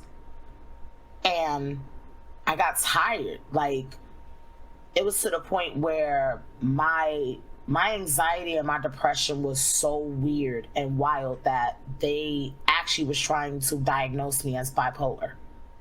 Because that's how wild the mood swings were. I wasn't myself, and I didn't realize that until I took, like, a real step back and be like, yo, I haven't been myself for a while now. You know, it got really toxic, and I was scared as all hell. I was like, damn, like I'm making this money, and I am getting notoriety. I am being known in this industry, but am I gonna toss away everything I just built to basically sit on my behind and go figure out what I want to do next? Like, is this something that I should logically do? And it was to the point where once the diabetes set in, and I'm over here pricking my finger every freaking day now, having to take pills to maintain my sugar levels, and I have a polycystic ovarian syndrome as well. That was basically flaring up, and the hormones with that was going crazy, and then sciatica. I had so many things going on, and they're all of these things are just like all at once, hitting hard. And I'm like, I don't want to wake up like this no more. It was like I literally woke up in bed and I was like, I don't want to wake up like this no more. I'm not doing this no more. And that's when I just made a decision. Like, you gotta make a decision and just stick with it, regardless of how scary it is, regardless of anything that happens. You just gotta stick with it, because if you know in your heart that it's for the best, it is for you. You know when you are given something that is for you. You know when a word, a feeling is for you. Go ahead and do it. As long as it's not hurting somebody else, and I mean like physically hurting them, you know what I'm saying? Like, as long as it's not being detrimental to somebody else, go ahead and do what makes you happy, and make sure that you're doing it wholeheartedly. Make sure you're living a life without regrets, because you don't want to be like 80, 90 years old with shoulda, woulda, couldas. And the second part is that you don't know if you're even going to make it to that age. You don't know if you're going to die today or tomorrow. Would you have want to die happy and knowing that you were doing something that fulfilled your heart, your spirit, your soul? Or would you basically want to pass and people knew you hated your job and hated your life? That's not the type of memory I want to leave behind. I want people to know I was doing something that I loved, something that was, very, very fulfilling for me, and that I took pride in it. That's how I want to be remembered. That's what made me make the decision. I just like, I can't do it no more. No regrets. Nice. None. Thank you for sharing that. All right, last one. Mm-hmm. Luck. 5. Really? Why? I am a lucky duck. Lucky duck? I am a lucky duck. Why? I don't know how things happen. There are some things that honestly, like, I literally sit there like, wait, that happened. What? Like, how? Here goes an example. So anybody that actually has known me for years, they know that when my hands itch, it means that some money or something big is gonna happen. So the other day, I kept scratching my palms. I'm like, God damn it. I'm like, my hands is itching. Something about to happen. I'm like, and it's gonna be big. And it was itching for the whole day. And that's when I spoke to Calypso, and something big happened for her. Then, I basically went to go stream, and like literally tons of support came pouring in that day. And then here it is, what was it, yesterday or the day before? I went and got the mail, and I basically give the mail to my dad, his mail. He comes in my room, he says, cue the music. I said, wait, what? Hold up. He telling me to cue the music. And Janae was on the phone coincidentally at that moment. So I cue the music. He hands me a paper. It's a $600 check. Mind you, before that, I told him, I was like, yo, I feel like some random money is gonna drop out the sky for you. I don't know. I was like, cause my palms been itching. I already done got mine, but it's still itching. That means it's more to be spread to other people that's around me. I was like, I feel like some money gonna come out the sky. He's like, it's gonna be a check or something. I said, shoot, it might be a check. And then here comes a check. And I'm like, and it's from Wells Fargo. Like, it was a settlement because like something happened with like their identity theft and stuff, and I guess you have to like pay for that monthly, and something happened with it, so it got breached, so therefore they had to do a settlement. And it was a $600 check. He ain't even expect it. Like, just fell from the freaking sky. And I'm like, And he's like, there you go again. Like, there you go again. Because like there's a story that not a lot of people know. Like one day, back when me and my dad was struggling, we was down to like our last dollars, like real deal. And we just wanted to go take a walk. So we're walking up Flatbush Avenue in Brooklyn. And if anybody know about Flatbush Avenue, it's a big, long avenue that stretches from one side of Brooklyn to the other. So we're walking up Flatbush Avenue at 2:00 in the morning, chit-chatting. And somehow, some way, money is blowing down the street towards us. No shit. I could literally get my father and he could vouch this. Like this, I know this sounds crazy, but I'm so serious. Money is blowing down the street towards us. 20s. All 20s. And we're looking around like, yo, what the fuck? And it's like, it's people across the street and nobody else notices but us. So me and my dad, we start picking it up. We like, well, shoot, what the heck is this? You know, like, there's money coming out of nowhere. And we're looking from where the money is coming from, and we can't see an actual, like, where it's just blowing towards us. And we're like, where did this come? Like, what? So we looking around to see if anybody sees this, and no one is paying attention at all. No one. Nobody looks behind to see if they dropped any money or a wallet. There was no wallet found, no nothing. By the end of that grab that we did, we picked up $300 in 20s. And we were just like, okay. Thank you, God. And we were just like, well, you did it again. I have moments like that happen to me.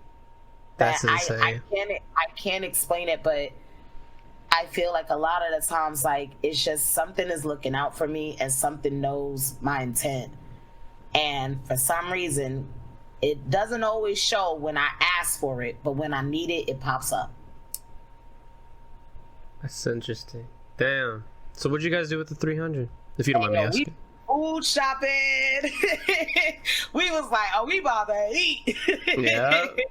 We waited until the next day because it was 2:00 in the morning. So we waited till the next day with food shopping. Dad was able to pay, part of a bill and stuff like that.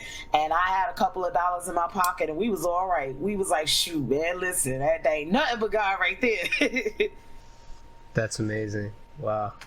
And still to this day, you couldn't find the source where it was blowing from. It was the weirdest thing ever. It's like, it's the craziest thing because it's not like nobody else was on the streets. Yeah. So it's like, where, how, what the heck? Like, what? Like, okay. Well, like, we just gonna take this money here, I guess. Still don't know how it happened, but we just know it did.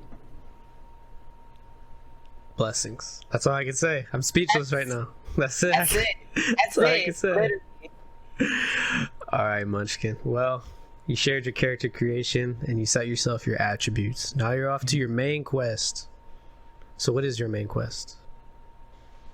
My main quest is to show the industry that there are so many different varieties of people that can be very, very amazing forces for gaming, for being influencers, for being content creators.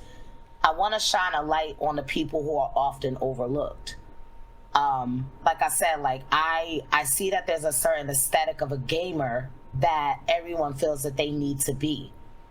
And I want to represent those who don't quite fit that aesthetic. But we're gamers too, I want the inclusion. I want for people to be like, okay, these are gamers. And when they do these ads, they show everybody of every size, whether they're disabled, not, sexual orientations, all that type. I want to see all types of gamers. I'm tired of the regular just run of the mill. This is what a gamer look like. They gotta have like this cool gamer gear, and they have these awesome like profiles, and you know, like it's just this attitude. And like I said, it's an aesthetic that I don't subscribe to that, because I mean, you know, there's quirky gamers, there's like there's sports game, like there's so many different types, and I just feel like we're not included in this conversation a lot.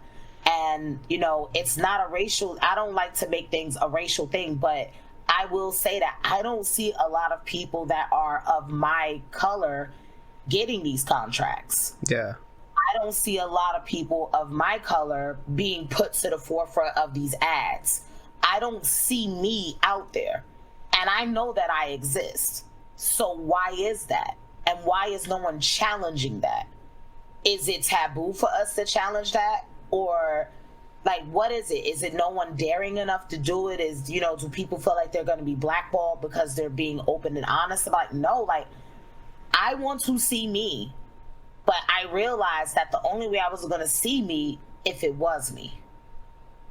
Therefore, I can then introduce, maybe I have to be one of the ones on that front line to introduce it to the gaming industry, to show them that, hey, listen, we exist. And I know that there's others in this battle. I know that there's other people who are pushing this same envelope, but I feel like maybe it's not enough people, and I needed to join the force.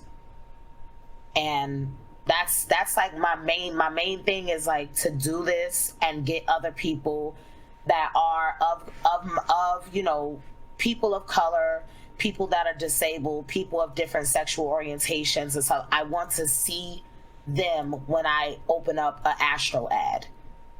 I want to see them when I basically open up a game and one of the main characters is, you know, maybe someone who identifies, you know, and has the pronouns of she, but originally was born, you know, male. You know, I want to see this. I want to see more of this. And I don't only want to see it in indie games. I want to see it in big title games. Yeah. I want them to basically push the envelope. You know, I want to see this. And I know that it can happen, but we just got to push, and we have to basically make our voices be heard.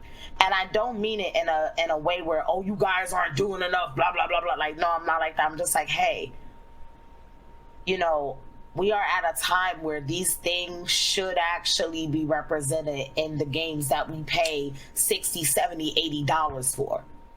You know, like, as much money as the video game industry makes, you mean to tell me I can't find myself? Like, yeah, facts. What? Like, and then what people will argue to say is, oh, well, you know, it's not about this. And no. So then why, if it's not about that, why can't I find myself then? Questions? Okay. All right there. Like, you know, I want for people to understand, like, you know, there are people of color that would love to be into esports, but the information isn't really out there, you know, and honestly, like, you don't even see enough women in esports, you know, let alone you being a person of color, but you actually a woman in esports. Like, you don't see a lot of that. And when you do see a lot of the women that basically are picked up by teams, they're normally labeled as content creators. Mm-hmm. They're not labeled as talent. They're not labeled as, you know, they're a part of a team. Like, I don't see a lot of it. And they be like, oh, well, there's all girl teams. Like, I've had this discussion, trust me. And I done roasted some people intellectually, because I'm just like, okay, listen, first off, but they'll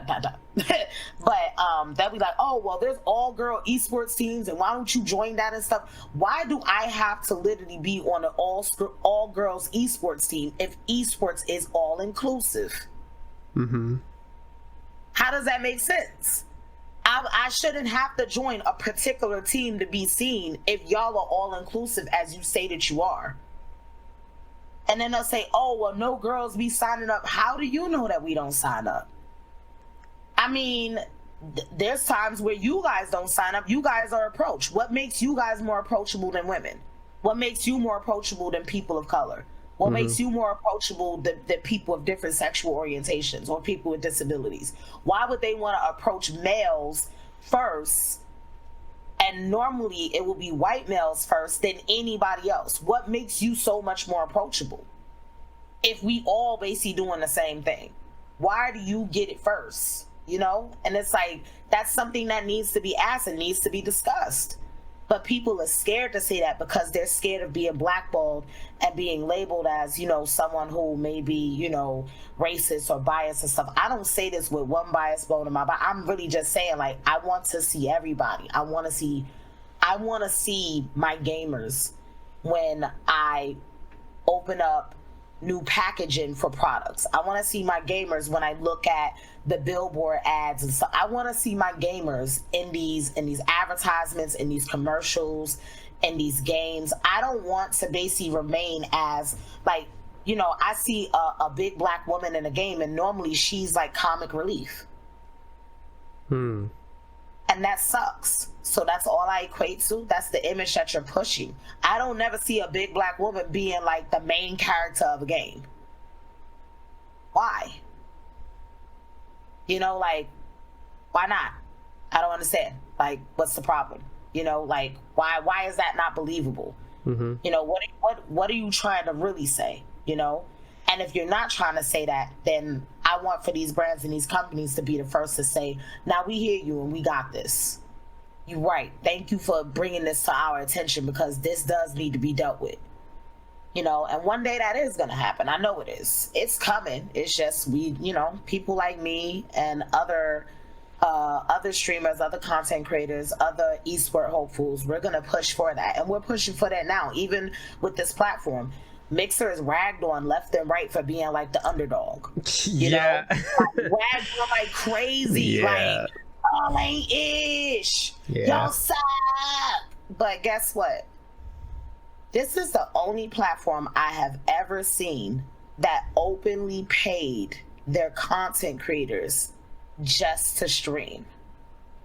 Like, I've never seen any other partnership program that literally gave out free money to their partners for a period of time just to stream. And what I mean by that was the Sparks program. That was considered to be free money for engagement, doing what we already were doing. I never saw no platform do that for their partnership program ever. And it didn't matter how big or small a partner you were. You were included once you basically became partner during that program. And that program went up for what, 9-10 months? And I feel like, you know, even with Black History Month, I don't see any other platform celebrating diversity and inclusion the way that they went all the way out this month. I am completely proud of this platform for that, because I looked at other platforms. I'm like, yo, what are y'all doing? Nothing? Oh, okay, cool. That kind of sucks. And even with that, there are some people who has even bashed Mixer for doing this because they're like, oh, well, it's only for 29 days. No, I've been celebrated way before that. Shoot, I got features before I was even partnered. Like, like I was on the front page before I was even like, this just the front page. Like this really, like, this is, you know, I've been there for a minute. You know, I've had hour-long features. I've been a part of events. You know, I mean, it's not as if this platform does not celebrate everybody. It does. I will say that they're gonna put the stars out though. I mean, wouldn't you? Like, you would sit here and tell Chris Brown to go sit in the waiting room while you put like Hustle Man with the saxophone and kazoo up as a headliner? No, you ain't gonna do that. I don't know if y'all get that reference. It's from Martin. It's from Martin. If you look up Hustle Man with the saxophone and the kazoo, he was out there talking about pick up the pieces, and then he'll blow into the dang on kazoo, and it's a whole boat. Like, real talk, when you watch this, you'll be like, yo, this fool I'm gonna have to YouTube that. Yo, you are going to be like, this fool. Like, he was basically doing an audition and he was claiming he could play the saxophone. He took a saxophone, taped a kazoo to it, and started playing pick up the piece and be like, that's all you. It's hilarious. But it's like, you're gonna put your star talent out there. You're gonna put your big, you're gonna put like your big boys out there. You're gonna put what people want to see out there to the forefront. But Mixer does try very hard and honestly, not really try, but they do showcase people of, you know, smaller audiences, people who are up and coming. They give shots to us to prove ourselves, to say, hey, welcome to the big leagues. And, you know, it's like I said, like, I kind of feel real sorry that people have been upset with Black History Month, because I'm like, this is a platform that honestly celebrates diversity and inclusion. And that's how it should be. You know, it should be like, hey, we admire you for your differences, and we are going to celebrate you, each and every one of you. You know, they celebrate veterans, they celebrate women's history, they celebrate pride. You know, I want them to do Hispanic Heritage Month. You know, I want them to basically do, you know, like maybe a Asian month as well. You know, I want to see, like, they do something for disabilities as well. Like, I want to see everybody celebrating, you know? And this is the platform where they do it. So I don't know how we the underdogs when we doing something totally right. Haters. It's basically what it comes down to, is just haters. People don't. That's how it is. Like, when you're from the outside looking in, like, they don't fucking get it. They're not gonna get it until you come inside and you understand it. Right. That's just how people are. But yeah, you gave me chills talking about the whole, like, I totally didn't even think of that, like the Hispanic, because there's a month where we celebrate my people. And that'd be one hell of a month, dude. That'd be dope. I mean, honestly, even on the Black History Month, that was... some people of Hispanic heritage are up there, and I'm proud of that. I'm happy. Come on, everybody celebrate. Let's go. Like, come on over. You know, so I would love to see that. I would definitely love to see that. Native American Heritage Month would be dope. Yeah, that would be dope. That would be cool too. That'd be dope. That would be dope, because we don't know a lot of Native Americans. Yeah, the natives are the OGs, man. Actually, no, I do. Mishi is one. Of course, you know, Mishi. Shout out to Mishi with your native behind. I love you. Mishi, know I love her. She's so sweet. She sounds dope. All right, so that was your main quest. But with every main quest, there's always some side quests. Ooh. So what are some of your side quests? Get a husband. Like,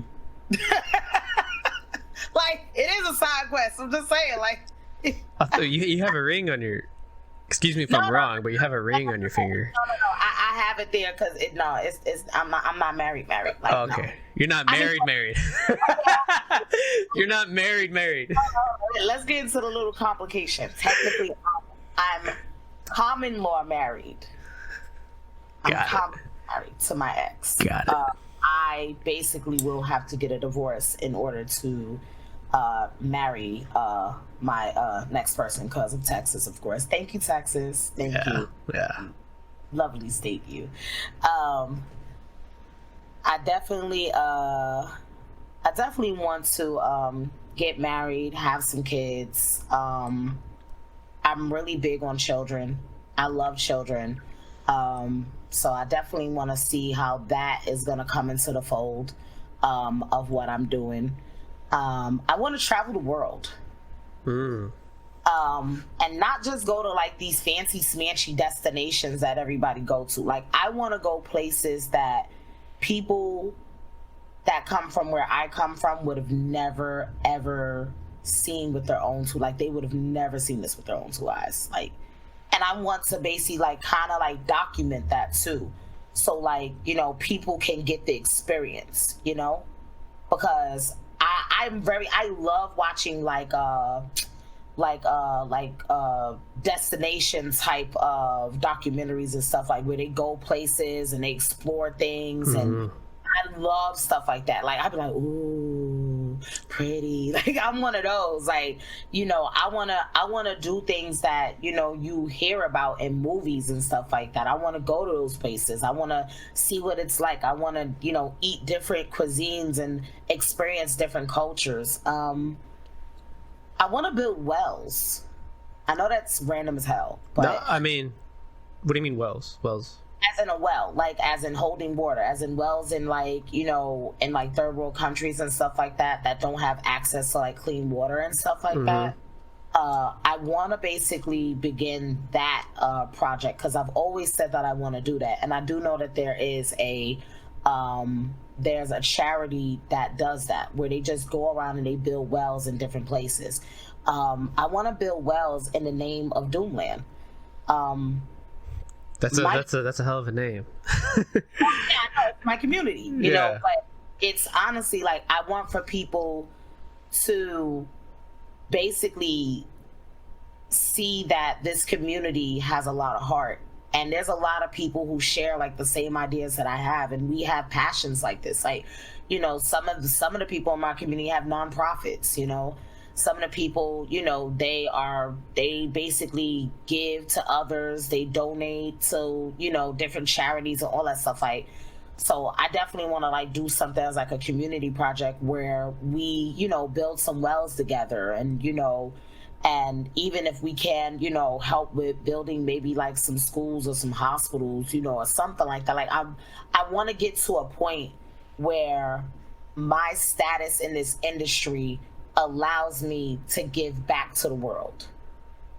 That's like, that's a big side quest. That's like, you know, that's that side quest that, you know, if you miss it, it kind of messes with the main quest. That's what it is. Yeah. I want to get to that point where I'm financially stable to where I can definitely give back to the world and give back to the streaming industry, to where I'm able to fund people and give grants to new and upcoming content creators to launch their careers. Because I feel that that's another thing. Like, a lot of us that are content creators, we pay so much out of pocket to start this up. And a lot of us never reach the area in our careers to where things are paying for itself, you know. Like, there's a point in time where some of us even give up before things are able to pay for itself and pay back for the time, the dedication, the money. Like, buying just a computer is a headache, you know. It's a bill. And I mean, I want to be at the point where I can literally give some up and coming streamer like literally the whole setup that they need to make it happen. Even give them the software, the hardware, you know, like everything. Custom built PC. Yeah, exactly. Like, here, you need a logo, you got money for the logo, and you got money for someone to edit your videos for this length of time. I want to be able to set up something like that, so where like someone really talented and gifted really has a shot at this. Because it's sad. I've seen so many talented content creators give up because they never reach that level. They never reach it, and it's so heartbreaking because they were so ill and dope. If only they had the support. That's really what it's all about. And I feel like Mixer, it's still a new, fresh platform to the point where discoverability is possible. It is very possible. Although people complain about it because they think that it's not possible, but that kind of goes back into the prior conversation that we had, where it's like, you know, people don't think of having your presence in different avenues within the same industry. Like, you know, like I had said earlier, like, what if Mixer just up and disappeared tomorrow? Where would my brand be? I always have to think ahead of the curve. I always have to think of how can I maximize my visibility and my discoverability, not only on the platform, but off the platform as well. That's why I always say I like to show up in rooms that you don't expect me to show up in. Like, there's not a lot of people that go to DreamHack that, you know, that I know. I've went to 2 DreamHacks. I actually got offered a deal that like I said, I can't speak on it, but there's something that's coming up that I got offered at DreamHack, and I've been holding a secret from y'all, okay? All right? Just know, something's gonna happen. It's gonna be big things. It's gonna be big things. It's gonna be amazing. But I can't wait until I'm able to reveal it. But it's like, if I didn't show up at DreamHack, I would have never been offered this. And it was people who basically was like, why would you go there? Why ain't nothing there? We don't go there. Okay, guess what? I want to be where y'all not. That's the only way. I mean, that's how you improve your discoverability. That's how you prove your visibility. Show up where other people ain't. Because then guess what? You the only one in the room that they need to talk to. Yep. And the next thing you know, you kind of pave the way, and then others follow, and then you always be like, I started that.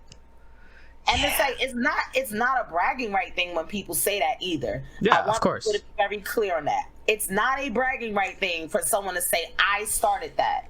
It's more so the fact of, damn, I did that. I'm happy about that. Go get it, guys. Go through the door. I opened it. Let's go. Like, but some people, they get mad when you talk about your achievements, when you talk about who you are. They get upset. And you just like, why should I not be happy about my achievements and my advancements that I worked so hard for? What do you mean? Like, how does that make me cocky? How does that make me ungrateful? How does that make me someone who's throwing my weight around when I'm proud of what the hell I did and I'm gonna say it? Like, how humble do you want me to be? I sure ain't gonna talk about nothing I did. Nope. I'm just gonna sit here and be quiet. Nope. That time is over. That time is over. Like, you can be humble and still talk about your advancements and achievements in a positive way. But I think that there's a lot of people that they don't want to hear about your success. They want to hear only about theirs. Yeah, it goes back to the point that you're their self-reflection of what they're not. Right. It's crazy. Right. And this whole thing about like awkward flex, like I hate that term. It's like, yo, if I want to flex my achievements, I'm gonna do it. Like, fuck y'all. There are some awkward flexes though. There are some. Let's be real. There are some where you just like, okay. What about unintended awkward flexes? Okay, unintended. I mean, honestly, I really don't talk about people that flex. Like, listen, if you want to do what you do, shoot. If you happy, you like it, I love it. Okay. I don't think I have time to dwell on someone's awkward flex, to be honest, because it's like I'm too busy sitting here trying to make sure my flex look right. Like, you know, it's one of them things. Like, how can you be so worried about what somebody else is doing if you so focused on you? You don't have time to dwell into that. You don't have time to be dealing like, and I understand every now and then you get stuff into some crap. I get it. I understand it. But sometimes some people do it too many times often than what they need to. And that's when it becomes excessive. You just like, look, it ain't even you like running into things. You just looking for crap to get into because you ain't got nothing going for yourself. And then when someone points that out, you're upset. But you know you ain't had shit else to do. Why you acting? People just be extra just to be extra. They got nothing else going on. Big facts. Big facts. So any other side quests? Other than me expanding, buy my first house. Ooh, okay. I want to buy my first house, and that's because me and my father has never lived in an actual house. We've always been in apartments. So a lot of people don't know is that I retired my dad.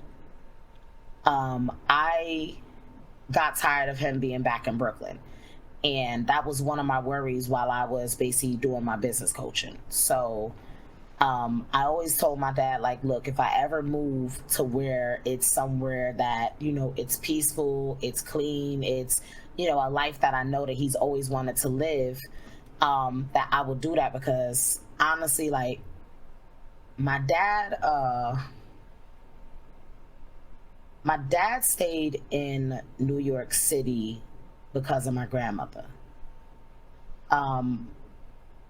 My grandmother died when I was 19. And that to me was my mom. That was my everything. That was my homie. He really stayed because he wanted to look out for her, because my grandmother, she was a very, very smart and intelligent woman. And the surprising thing is that she survived her whole life off of a 6th grade education. Wow. She was a badass. She did housework for people. She did a lot of stuff for like different people just to survive. And my dad basically wanted to make sure that she was good because, you know, she had, you know, there's different feelings and backed up emotions with, you know, his siblings and stuff like that, you know, with my grandmother and stuff, just a bunch of family crap. But she died when I was 19 because she had a stroke. And the hospital, they didn't do the necessary things that they needed to do as far as her care and stuff like that. So we lost her out of nowhere, basically. And my dad, I've watched my dad for many years, even before my grandmother passed, and work his butt off for like double shifts. Like he used to pull like 24-hour shifts, or back-to-back 12, 16-hour shifts, just to make ends meet and make sure that he was paying child support and being able to take care of us when we came over, to visit him, when visitation would happen and stuff like that. And even when I finally moved in with him, just for him to basically make sure that, we survived. He never got to really travel the world the way that he wanted to. He never got to experience a lot of different things. And I've always, in the back of my mind, always said like, yo, whatever that I do, I gotta get a house. Because he's always wanted a house with a big old dog in the back, a Rottweiler. And he just wanted to have like that sense of peace. And it's always been heavy on my heart that I have to get that done before this man leaves this earth. I think it will be one of the biggest upsets of my life if I'm not able to do that. I think that will be my biggest regret, because I've seen him do so much. He's been through a lot of crap, and even with us going homeless, like I just want to make sure he's good. And one of the steps that I took to make sure he's good was I told him to pack up all his shit and just come to Houston. I was like, I don't care. He was like, how are we gonna do that? I don't care. I'm gonna figure it out. Like, just come. Just please. Just stop working. Like, he has a lot of ailments too. He's diabetic. He got, all types of issues, knee swellings, you name it, the man got it. Tall ass man, like 6 something, size 15 and a half shoe. Like he's not no little guy, but he has a lot of heart, and he always loved helping people. I think that's where I get that kind of like love bug energy from, because he's always been that way. He loves helping people. And I got tired of him being tired. So that's why he's in the next room right now, just chilling and yelling at the cat and sitting on the porch. And, every now and then he may smoke like, a cigar or something. And, he looking at his little kung fu, flicks and stuff. And it's like, it brings me a lot of joy that I was able to put myself in a position to have that happen, because I didn't know if I was going to even get this far, to basically, have him like this. So definitely a house is that has to happen, like by all means and any means necessary. So that's another side quest that if it don't get fulfilled, it messes up the main quest. Okay, just remember, guys, there's side quests that even though they say it's a side, remember there's different endings. Okay. Yep, for sure. So going back to your grandmother, what is it that you learned from her passing?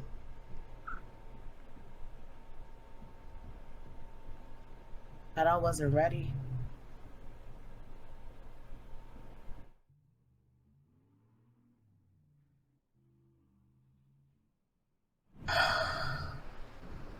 I wasn't ready for her to leave. That was my mama. Like, my dad, like, he fusses with me the way that him and her used to fuss. Like, he fusses with me because I have her spirit. Yeah. He tells me that. He's like, God damn it, that woman made sure that she left your ass with me the way that she left your ass so that you could take over. And I was like, you damn right. That's beautiful. Like, she was a firecracker, man. She was the wild Pokemon. She was, oh my God, bruh. Yo, she was so, I just don't think I would ever meet another soul like that. And I just wasn't ready for her to go, because she didn't get a chance to see all of this. Like, she didn't get a chance, and it sometimes it hurts me. Cause I'm like, damn, yo, like, I can't call my grandma and be like, hey, yo, what up, Odie? And she be like, man, look, listen here. And yo, I'm not joking you. I put this on everything. My grandmother used to call me a big titty bitch. I'm not joking you. Like if I call her old, like, that's why you a big titty bitch. That's why you got tits like a Jersey cow. And I'd be like, you know what? That's why you old. But like the banter that we had, you know, the spirit that she had, the determination that she had, the fact that she never let crap get her down, even when shit was hard. She like, I F it, we gonna dig our freaking heels in this mud and we gonna get the fuck out of this. Like, you know, let me know if you need anything. I got your back. You know, it may not be much, but I got you. You know, like, she would let me talk to her, not as a child, but as a human being. You know, she respected my thoughts. She respected my feelings. And she'll always sit here and be telling me, like, you know what, Candace, you already know what it is. Like, you gonna do some great stuff. Like, you gonna be good. Like, don't worry about this. Don't let that get you down. Stop trying to let that stop you. Like, who the hell care? Fuck them hussies. Like, that's how she used to talk. She was the realest. It was like, yo, she was so real. Like, and she did not tolerate disrespect like me. Oh my God, I got that from her. Oh God. Oh, I so got that. I realized that later on in my life. I'm like, I done became my grandmother. Oh shit. Okay. Let somebody disrespect my granny. Bruh, 0 to 100 real quick. She be like, first off, I be like, oh, it's about to go down. I'm like, oh, you about to get cussed out. I just sit there like, hey, you about to get cussed out. Because she did not tolerate disrespect, and she respected everybody. She wanted to nurture people. She wanted to take care of people. She wanted for people to feel good. She lived a life of really, like, honestly, just living her life, but doing for others as well. And I realized that in my adventures and in my life that I've developed that spirit. Like, that's me. Like, I realized I have become her. And it's pretty fucking cool because it's like, you know, I'm happy that she passed that on to me, but I was not ready for her to go. That broke my whole soul. I was lost for a hot 5 years. Wow. I was lost for 5 years. I went through being homeless twice. I went through domestic violence. I became an alcoholic. I became violent, very violent. I was angry about a lot. I was really lost for years. And I took so many wrong turns early on in my life. But I'm not mad at those experiences because it allowed me to be who I am today and to be able to appreciate life so much more. That's why, you know, I'm able to speak to people with a clearer head. You know, I'm able to understand people and have that, like, you know, hey, I'm willing to listen. You know, I'm willing to allow you to say whatever that it is for me to then make my judgment or my choice on something. Like, I'm very happy I went through all of that because, you know, I don't think I would be where I am today if I didn't. It sucks. It does. But like I said, like, I lost my world when that woman passed. I literally lost my world. Like, I thought me losing my grandfather at the age of 10 was bad. Like, nah, nothing prepared me for that day. Like, nothing. I actually remember the day that she passed was it was December 23rd, and it was when New York City had a transit strike. And it took an effect that very night. And we had to walk from where we were to the hospital because no public transportation was running in any form of fashion, and all of the cabs were charging like double the amount because they knew they could take advantage at that moment. So we walked from my apartment building and we walked past my ex's, his name is Yuji. We had to walk past past his block to cut through the park to get to the hospital. And Yuji, like, my grandmother knew him because that was my prior boyfriend, and they had grew close together too. So it just made sense, like, he's family now, like, he's been family all these years. We still talk. I haven't dated this man since I was 16, and we still talk. We still good. And he walked with us to the hospital, and we got there, and I saw her body, and I started shaking her, and I was like, "Come on, grandma, let's go." Like, I literally lost I lost my mind.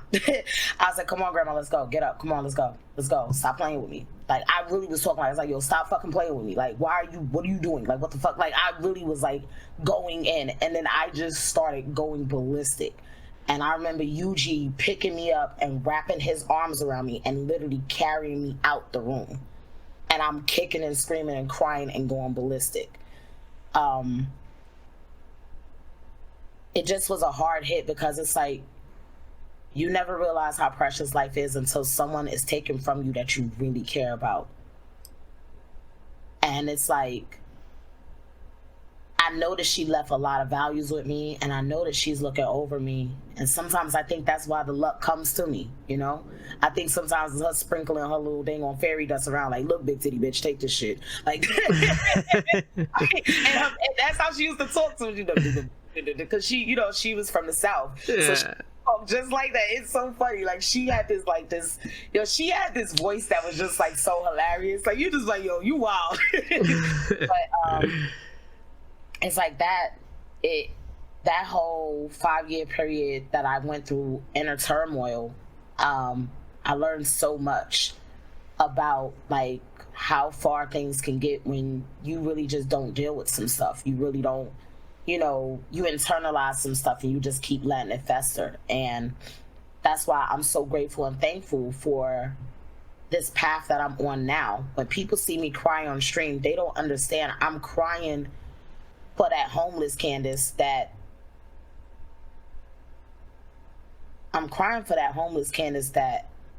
at times had to sell her body to eat. I'm crying for that Candace that would wake up blacked out from a night of drinking and drugging just because she was angry and found out that she beat the crap out of her boyfriend. Like, I'm crying for a Candace that used to be, and that would have never thought she would be here. So people, they think that my smiles and my giggles and me being goofy and lighthearted, some people think that it's fake, and they don't understand, like, there was a point in time where I didn't see no light. I didn't know light. I didn't know good. I knew it was, but I didn't feel it. I didn't live it. And the fact that I'm able to live it now after all of that, it kind of feels like, like this 180 that I've been able to do after losing myself like that is like the biggest blessing on earth. And I want for people to understand that if they are in a dark place and that they are somewhere where they don't feel that they necessarily should be, that they can come up out of that. You can change your mindset. You have the power to change. You just have to be that change first, and everything else is going to go with it. I didn't believe that, I didn't. But yeah, that woman though,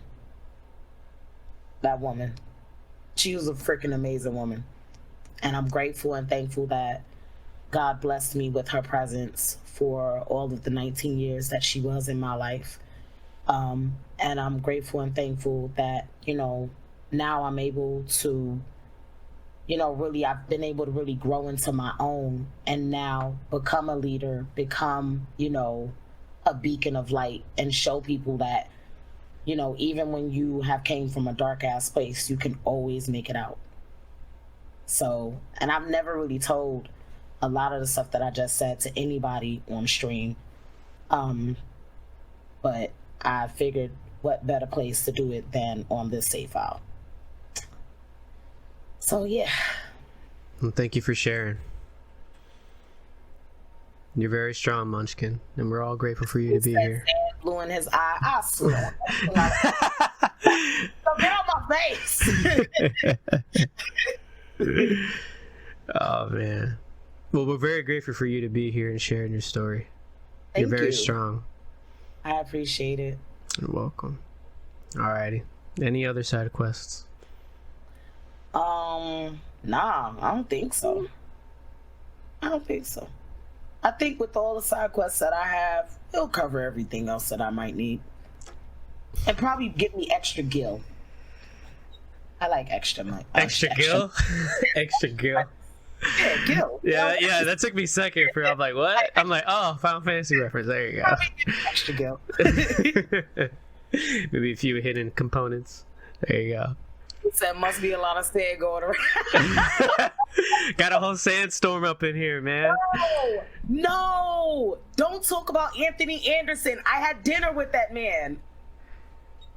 Yo, that's crazy you would say that. Who's Anthony Anderson? Anthony Anderson is a comedian. I had dinner with him at my favorite restaurant in New York. It's called The Cafeteria. Okay. It was my birthday. It was me and my ex-homegirl, Shayna. We had just got back from Webster Hall, and we went to the cafeteria. Anthony Anderson showed up with a chocolate girl and a light-skinned girl, both beautiful women. He comes in, he sits down, and he's sitting over here. We're sitting like right here.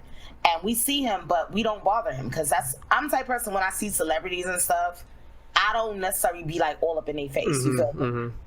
So he saying he shot over. He was like, I know you see me over here, act like you don't know who I am, and we just sitting like, well, we just letting you enjoy your meal, But hey, Anthony, and he was like, he started harassing us because he's like, if I was a couple of years younger, girl, you look good. Look at them thick old bitties, like this,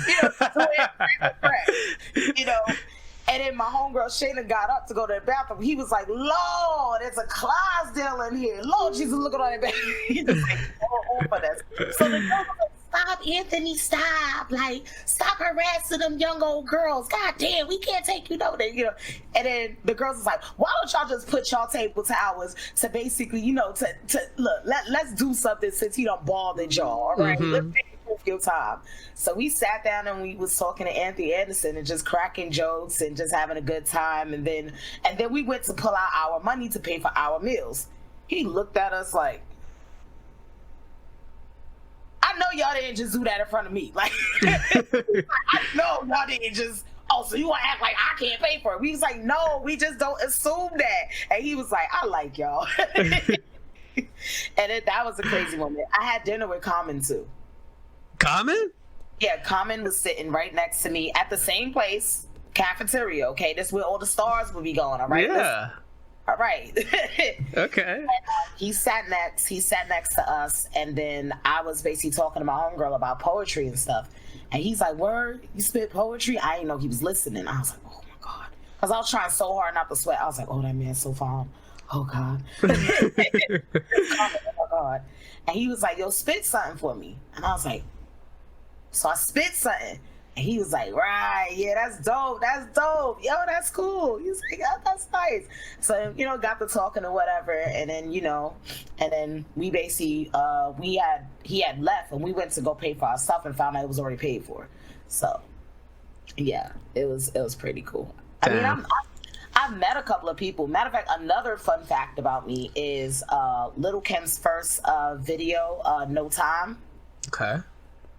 Me and my sister actually watched that video get filmed at the World Trade Center. That's where it was. That long escalator scene. Mm-hmm. That's at the old World Trade Center. That's when you're basically going up from the PATH station, because temporarily for about 2 years, my mom had moved to New Jersey. So we was basically waiting for my dad to basically show up at the escalators to basically take us, into Brooklyn, because it was visitation.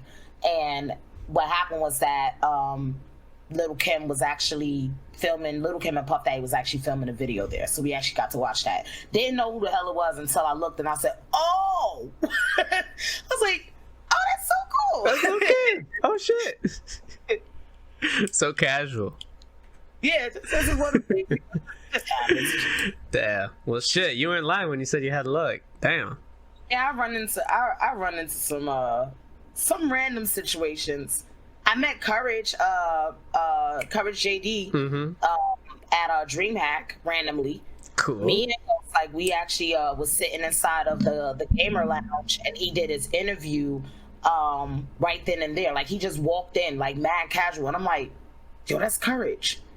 And Ghost is like, oh shit, that's Courage. Like 100 Thieves Courage. So he's like, I was like, yeah, that's him. So we just sitting there like, oh snap. So they just did a whole interview and everything, and then I waited for him to, stop talking to people and stuff. And then I was like, well, I didn't want to bother you, but I wanted to get a picture with you before I go and, do the stream for DreamHack. He was like, oh, I talk a lot. I'm sorry. I apologize.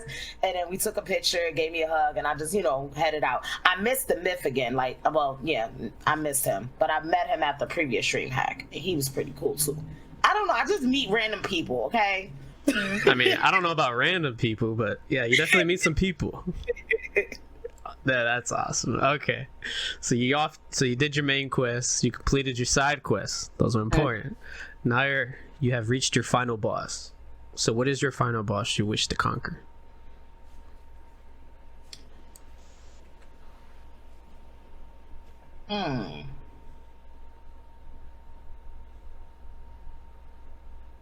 What will be my final boss? I guess dying in peace. That's a good answer. But what is peace to you? Peace is knowing that I have left this world with a mark on it. That regardless of what anybody ever would try to do or say, that it can never be just erased. Mm-hmm. Like, I would like to die in peace knowing that I paved the way for others to go ahead and be great. I like to die in peace knowing that, I successfully had a child, because that is a worry of mine. With me being diabetic, having polycystic ovarian syndrome combined, it's hard for me to basically conceive and stuff. So that's definitely, that would definitely be a blessing to me, is to be able to have a child, and leave that child here knowing, having the wisdom that I have passed down to them, and letting them go out and be great and be, their true authentic self. Peace would be knowing that I lived with no regrets. And that things that I did, I don't have to look back on it and question whether or not did I did good or did I do bad. Like, I can die in peace knowing, like, hey, you did what the hell you did, now go on. But I think that the thing that kind of might stop me, and it's something I have to deal with mentally, is that I don't want to die. Like, I feel like living life is one of the best gifts that we could have ever been given. To share energy with each other, to share experiences with each other, to see things, to feel things, to inspire things, to, to go through the ups and downs, the laughter, the joy, the memories, the moment, like everything. It's like, life is such a beautiful gift. And I'm sad that it took me, well, not really sad, but I'm a little about it taking me a bit of a while to realize that. But that comes with maturity, though. That comes with age. Mm-hmm. But that is the one thing that I will, that's a part of, like, not letting me have peace, is the fact of I really don't want to die. Like, it sucks to think that I can't hug somebody anymore. I can't cheer somebody up anymore. I can't be an impact anymore. And it's like, I know that you can do that from beyond the grave with your achievements and, things that you've done. I get all that, but for me to be the one to directly do it, but I do believe in energy. So I do believe that somehow, some way, maybe from the beyond, like, maybe I would be able to still do that. I don't know, because, I ain't never been dead. So, I ain't never been dead. So I don't know. But, it's just that I think that would be one of the things that would kind of hinder my ultimate final boss of dying in peace. But I'll mentally and emotionally get there. I know that comes with age, but damn it, it really feels good to be alive. Amen to that. It's definitely a trip. Definitely is. Okay, so you've conquered your final boss, and it hits game over. What is the impact or legacy you wish to leave when somebody opens up your save file? I want them to be inspired to tackle any and everything that they want in this life, and that is for them. I want them to know that when they open this save file, that they are looking at someone who honestly is just as normal as they are. I have no magical powers. I wasn't born with, with a lot of money. I wasn't given a lot of things in life. I had to fight for it and take it, but it was worth it because I had to basically go through the pruning and the process of getting what I wanted. And now I'm able to sit back and cherish all of this. I'm able to sit back and be happy with who I am and the road that I've taken, and to continue to spread that light, to continue to spread that love. I want people to say and be like, yo, that's the girl that kicked in a whole bunch of doors for us.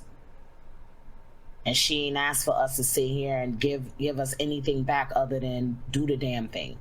Because that's what I want. I want people to go ahead and live their truths. Be your true, authentic self. Go be happy. Stop letting the world mold you. Go be you. And trust me, everything else gonna fall right into line. What's for you will be yours. So as long as you fight for it. So as long as you pray for it. So as long as you prepare for it, it will be yours. It's a hell of a save file. Thank you so much for sharing that. Thank you for having me. Of course. All right, last question. Where can people find you? People can find me on social media as MunchkinDoom. All social media. And I am MunchkinDoom, and this is my save file. Hey, thanks. Munchkin, thank you so much for coming through. Hanging out, sharing your story. You did mention that you shared some things that you never mentioned to the stream, and a lot of your super fans are here today. Yeah, now I already know. Motherfuckers gonna be like, so why you ain't never told me that? I'm gonna be like, listen, because if I told you everything when I first appeared, you might have not believed me. Yeah, of course. You might be like, oh, she just talking. Like, nah, son. I'd have been through some shit. Yeah, man. Well, again, Munchkin, thank you so much. Thank you so much for coming on here. Honestly, of course. Thank you for putting this together. I remember when you was asking questions about this. Oh my God, this was a thought. He put this on Twitter. He was like, guys, what do y'all think about this? What about discussing that? What about this? And then here we go. Yeah. This is dope. Yeah. So for all the newcomers here, I seen some of the embers, the follows, all the love you guys are showing in the chat. Thank you so much for all that. This is just the beginning for everything. So for the people that don't know, this platform, the Safe File Podcast, is to give a platform to streamers, help them share their story and help their audience know them in a deeper level. And that's the whole point of this. Now you understand why I tell y'all it means so much when y'all support me. Now you see why. Mm-hmm. There you go. Just when you thought you knew Munchkin, there it is. And there's many more to come too. Yeah. So if you guys haven't followed, please consider following. Slap that follow button. Do it now. Yeah. I do have the Safe File Podcast live exclusively on Mixer every Thursday, and actually next week I can now announce that next week I will be having 1,000 years. Should be here next Thursday. Yep. Ooh, the little alien lady. Yeah, the little alien lady. She cool people. She is so cool. Yeah, that's what we're gonna have next week. But yeah, I ain't crying no more though. Aww. You'd be all right. The Sam Storm is sandstorm. It was Yeah, sandstorm. it's a sandstorm. You know, it is what it is. All right, y'all. This is us signing out. Thank y'all for being with us this whole time. It's been a while. It was a while. Yeah. All right. Shout out to the Doomland. Here we are, ending it. Stay happy, stay healthy, and most of all, gamers, stay golden. Till next week, y'all. Yay!